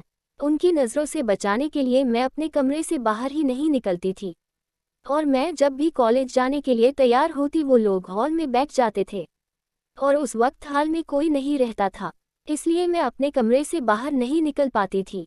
तो मैं आपको कैसे बताती? रुद्र, तुमने मोबाइल क्यों नहीं खरीदा? गौरी, वो मैं अभी छोटी थी ना, तो पापा जी ने कहा था कि मोबाइल लेने से बच्चे बिगड़ जाते हैं, इसलिए उन्होंने मना किया था मोबाइल लेने से, इसलिए मैंने भी कहीं नहीं मांगा, जरूरत ही नहीं थी। रुद्र गौरी को देखता और बोला, तुम अभी बहुत मासूम हो, इसलिए मुझे तुम्हारा ज्यादा ध्यान रखना होगा। गौरी कुछ नहीं बोलती है। रुद्र गौरी की आंखों में देखता है, फिर कुछ नहीं बोलता है और गौरी की गर्दन पर अपना सर डालकर अपनी आंखें बंद कर लेता है। रुद्र के ऐसा करने से गौरी को अजीब महसूस हो रहा था। ये सब गौरी के लिए नया था, उसे समझा ही नहीं आ रहा था कि उसे ऐसा क्यों महसूस हो रहा है। गौरी रुद्र को अपने ऊपर से उठने लगती है। तभी रुद्र धीमी आवाज में बोला, सो जाओ। सोना, तुम आज बहुत थक गई हो। रुद्र की आवाज अट्रैक्टिव थी। गौरी अब शांत हो जाती है। रुद्र अपनी आंखें बंद किए हुए गौरी को अपने इतना करीब पाकर सुकून महसूस कर रहा था। वही गौरी भी आज जो हुआ वो सब भूलकर रुद्र की बाहों में खुद को सेफ फील कर रही थी और अपनी आंखें बंद कर लेती हैं। इस तरह दोनों एक दूसरे की बाहों में सो जाते हैं। अगली सुबह गौरी की नींद खुल जाती है। खुद के ऊपर भर महसूस कर गौरी अपने बगल में रुद्र को देख उठने को कोशिश करती है, पर गौरी हिल भी नहीं पाती है। गौरी कितने भरी है ये, अब मैं क्या करूं? कैसे इन्हें उठाऊं? गौरी घूरकर रुद्र को देखती है, पर रुद्र का चेहरा गौरी की गर्दन में छुपा था, सिर्फ उसके बाल उसे दिख रहे थे। गौरी, इतनी देर तक कौन सोता है? मुझे उठा है, अब मैं क्या करूं? यही सब सोचकर परेशान हो रही थी। गौरी उठाने के लिए हिल रही थी, जिससे रुद्र की आंखें खुल जाती है और वो सर ऊपर कर गौरी को देखता है, जो उठाने के लिए स्ट्रगल कर रही थी। रुद्र गौरी को देखकर, तुम ये क्या कर रही हो? रुद्र की आवाज को सुन गौरी चौंक जाती है और रुद्र को देखते हुए बोली, मुझे उठना था और आप मेरे ऊपर लेटे हैं, प्लीज उठिए ना। गौरी बेचारा सा मुंह बनाकर बहुत प्यार से बोल रही थी। गौरी को ऐसे देख रुद्र के चेहरे पर मुस्कान आ जाती है, जो अगले पल चली भी जाती है। रुद्र सख्त आवाज में, कितना टाइम हुआ है? गौरी सामने लगी गाड़ी को देखते हुए बोली, 6:30 हुए हैं। रुद्र, इतना जल्दी उठाने की क्या जरूरत है? थोड़ी देर और सो जाओ। नहीं, मैं अब नहीं सो सकती हूँ, मेरे उठाने का टाइम हो गया, आप सो जाए, बस मुझे छोड़ दीजिए। रुद्र, पर मुझे और सोना है, तुम्हारे साथ कई दिनों बाद इतनी अच्छी नींद आई है, प्लीज थोड़ी देर और मेरे साथ लेटी रहो। गौरी जैसे कुछ बोलती उससे पहले रुद्र गौरी के होठों पर अपनी उंगली रख देता है और बोला, सोना मान जाओ ना, बस थोड़ी देर। रुद्र के इतने प्यार से बोलने पर गौरी कुछ नहीं बोलती है और हाँ में सिर हिला देती है। रुद्र मुस्कुरा देता है और फिर गौरी के सीने पर अपने सर को रख देता है और अपनी आंखें बंद कर लेता है। गौरी एक नज़र रुद्र को देखती है और वो भी अपनी आंखें बंद कर लेती है। गौरी का मन नहीं था, पर रुद्र ने इतने प्यार से बोला कि गौरी उसे मना ही नहीं कर पाई। वो हमेशा रुद्र से दूर रहना चाहती है, पर रुद्र वो पहला इंसान है जिसके साथ गौरी खुद को सेफ फील करती है। चैप्टर 50। अब काफी समय हो जाता है, पर गौरी की नींद नहीं आ रही थी। वो रुद्र को उठाना चाहती थी, पर रुद्र है जो उसे छोड़ ही नहीं रहा था। गौरी धीरे से बोली, मुझे नींद नहीं आ रही है और अब मेरी पूजा का भी समय हो गया है, प्लीज मुझे छोड़ दीजिए। गौरी अपनी बातों को बोल रुद्र को देखती है, पर रुद्र कुछ नहीं बोलता है। गौरी रुद्र के बोलने का वेट करती है। 10 मिनट ही जाते हैं, रुद्र फिर भी कुछ नहीं बोलता है। अब गौरी शांत हो जाती है और कुछ भी नहीं बोलती है। तभी रुद्र अपनी आंखें खोले बिना गौरी से थोड़ा दूर होते हुए उसे छोड़ देता है और बोला, जाओ। इतना बोल दूसरी तरफ मुंह करके अपनी आंखें बंद कर लेता गौरी एक नज़र रुद्र को देखता है और बैग से उठकर बाथरूम चली जाती है। थोड़ी देर में गौरी तैयार होकर बाहर आ जाती है और खुद को एक नज़र शीशे में देखती है। गौरी के गीले बाल उसकी कमर तक जा रहे हैं। तभी रुद्र के फोन की रिंग। रुद्र अपनी आंख खुली आंखों से फोन को देखता है। पार्थ का नाम शो कर रहा है। रुद्र उठकर बैठ जाता है और फोन में बात करते हुए बोला, हाँ बोलो, क्यों कॉल किया है? पार्थ, मुझे तुमसे मिलना है। कहाँ हो तुम? रुद्र, मैं तो घर में ही हूँ और तुम भी यही घर आ जाओ, तुम्हारे लिए एक सरप्राइज है। पार्थ, हाँ ठीक है। इतना फोन को काट कर देखता है। रुद्र की बातों को सुन गौरी रुद्र को देखते हुए बोली, आप पार्थ भाई को यहाँ क्यों बुला रहे हैं? गौरी परेशान होकर ये सब बोल रही थी।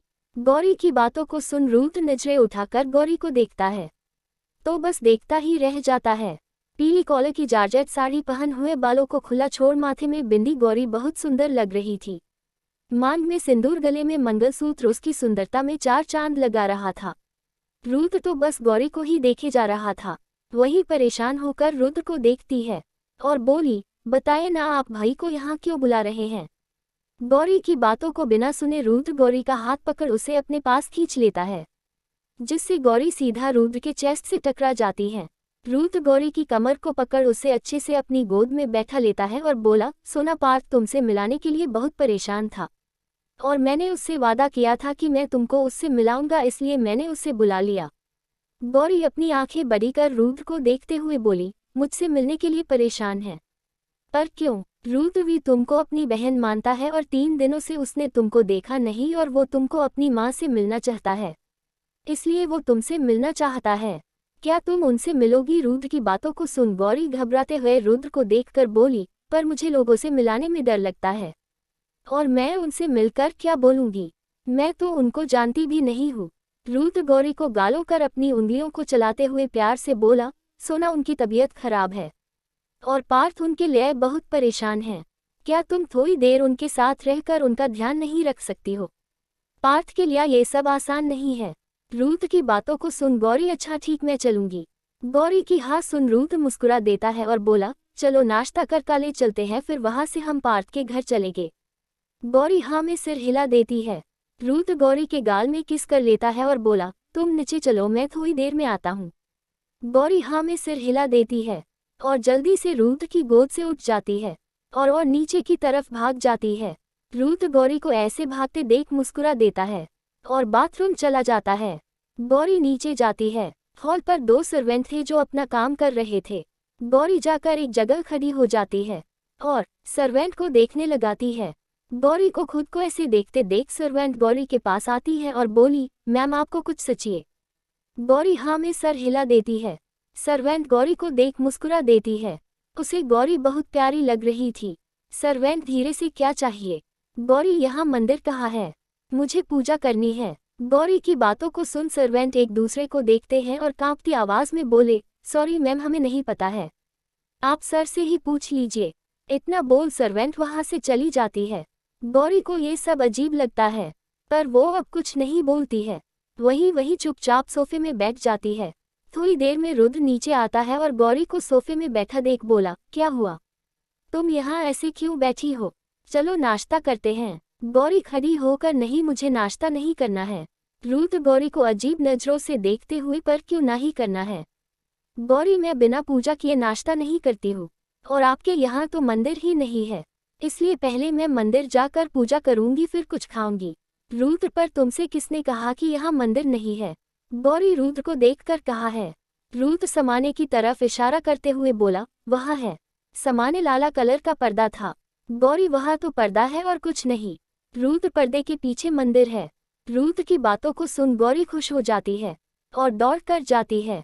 पर्दे को हटा देती है तो देखती है शिवजी पार्वती जी की बड़ी मूर्ति थी, जिसे देख गौरी खुश हो जाती है और जल्दी जल्दी पूजा की तैयारी करने लगती है।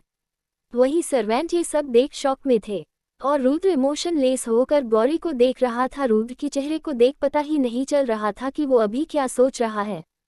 सभी सर्वेंट कभी रुद्र को देखते तो कभी गौरी को देख रहे थे, जो अपने आप में ही बिजी थी। गौरी पूजा घर को साफ करती है और फिर अच्छे से पूजा करती है। रुद्र चुपचाप खड़ा सिर्फ गौरी को ही देख रहा था।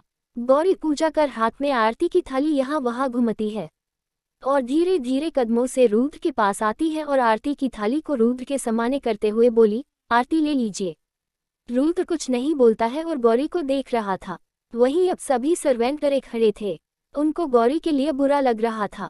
रुद्र गौरी को देखते हुए बोला, मेरे हाथ खाली नहीं है, इसलिए रहने दो। इतना बोल वहां से जाने लगता है। रुद्र को जाता देख सर्वेंट राहत की सांस लेते हैं।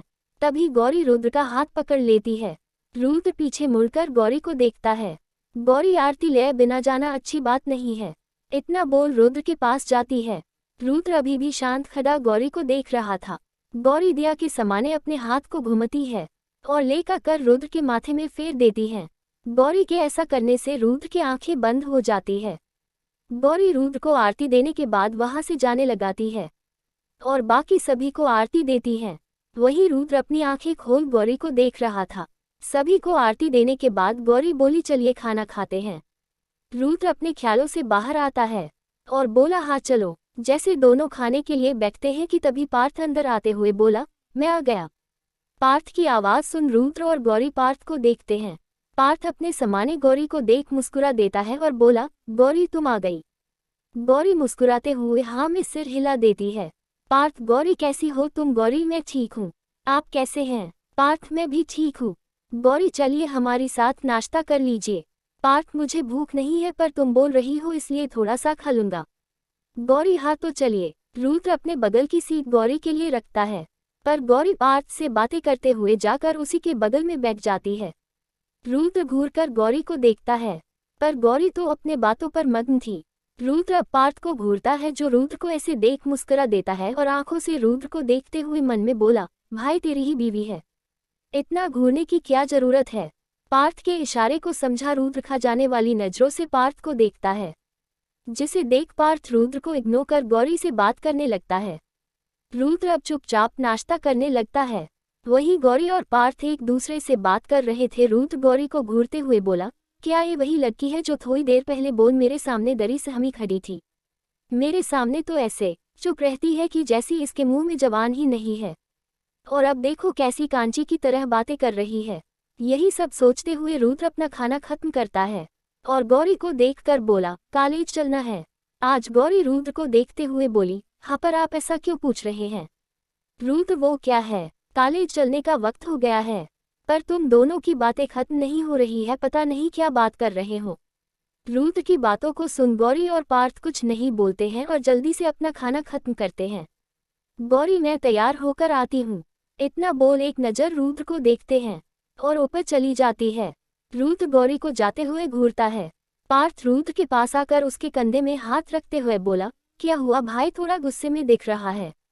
पार्थ की बातों को सुन रुद्र पार्थ को घूरते हुए बोला, थोड़ा सोच समझाकर बोलो, मैं अब तुम्हारा दोस्त बस नहीं हूँ, रिश्ते में तुम्हारा जीजा हूँ, इसलिए कायदे में रहोगे तो फायदे में रहोगे। रुद्र की बातों को सुन पार्थ कंधे से हाथ लेता है। पार्थ को हाथ हटाता देख रुद्र मुस्कुरा देता है। तभी पार्थ रुद्र को कसकर गले लगा लेता है। रुद्र चिढ़ते हुए, दूर हटो। पार्थ हंसने हुए रुद्र से अलग होता है और बोला, तुम पता नहीं है तो बता देता हूँ, जिसकी बहन अंदर होती है उसका भाई सिकंदर होता है, इसलिए मुझे तो धमकी देने की सोचना भी नहीं। पार्थ की बातों को सुन रुद्र पार्थ को घूर कर देता है, पर अब कुछ भी नहीं बोलता है। और जाकर सोफे में बैठकर गौरी का इंतजार करने लगता है। पार्थ भी रुद्र के बगल में बैठकर थोड़े सीरियस होकर बोला, तुमने गौरी को माँ से मिलने के लिए बात की और उसमें क्या बोला? रुद्र, हम कॉलेज के बाद तुम्हारे ही घर चलने वाले हैं, इसलिए परेशान मत हो। रुद्र की बातों को सुन पार्थ खुश हो जाता है और रुद्र को गले लगाते हुए, थैंक यू यार। पार्थ को खुश देख रुद्र मुस्कुरा देता है। अब गौरी भी नीचे आ जाती है और बोली, मैं आ गई, चलिए चलते हैं। पार्थ और रुद्र खड़े होकर हाँ चलो, और अब तीनों वहां से निकल जाते हैं कॉलेज के लिए। गौरी को रुद्र और पार्थ के साथ कॉलेज जाने में डर लग रहा था। उसे डर था सभी उसे उनके साथ देखकर पता नहीं क्या क्या बात करेंगे। गौरी रुद्र को देखते हुए बोली, आप मुझे कॉलेज के थोड़ा पहले उतार दीजिएगा। गौरी की बातों को सुन रुद्र गौरी को घूरते हुए बोला, और मैं ऐसा क्यों करूंगा? Thanks for watching our, subscribe and comments.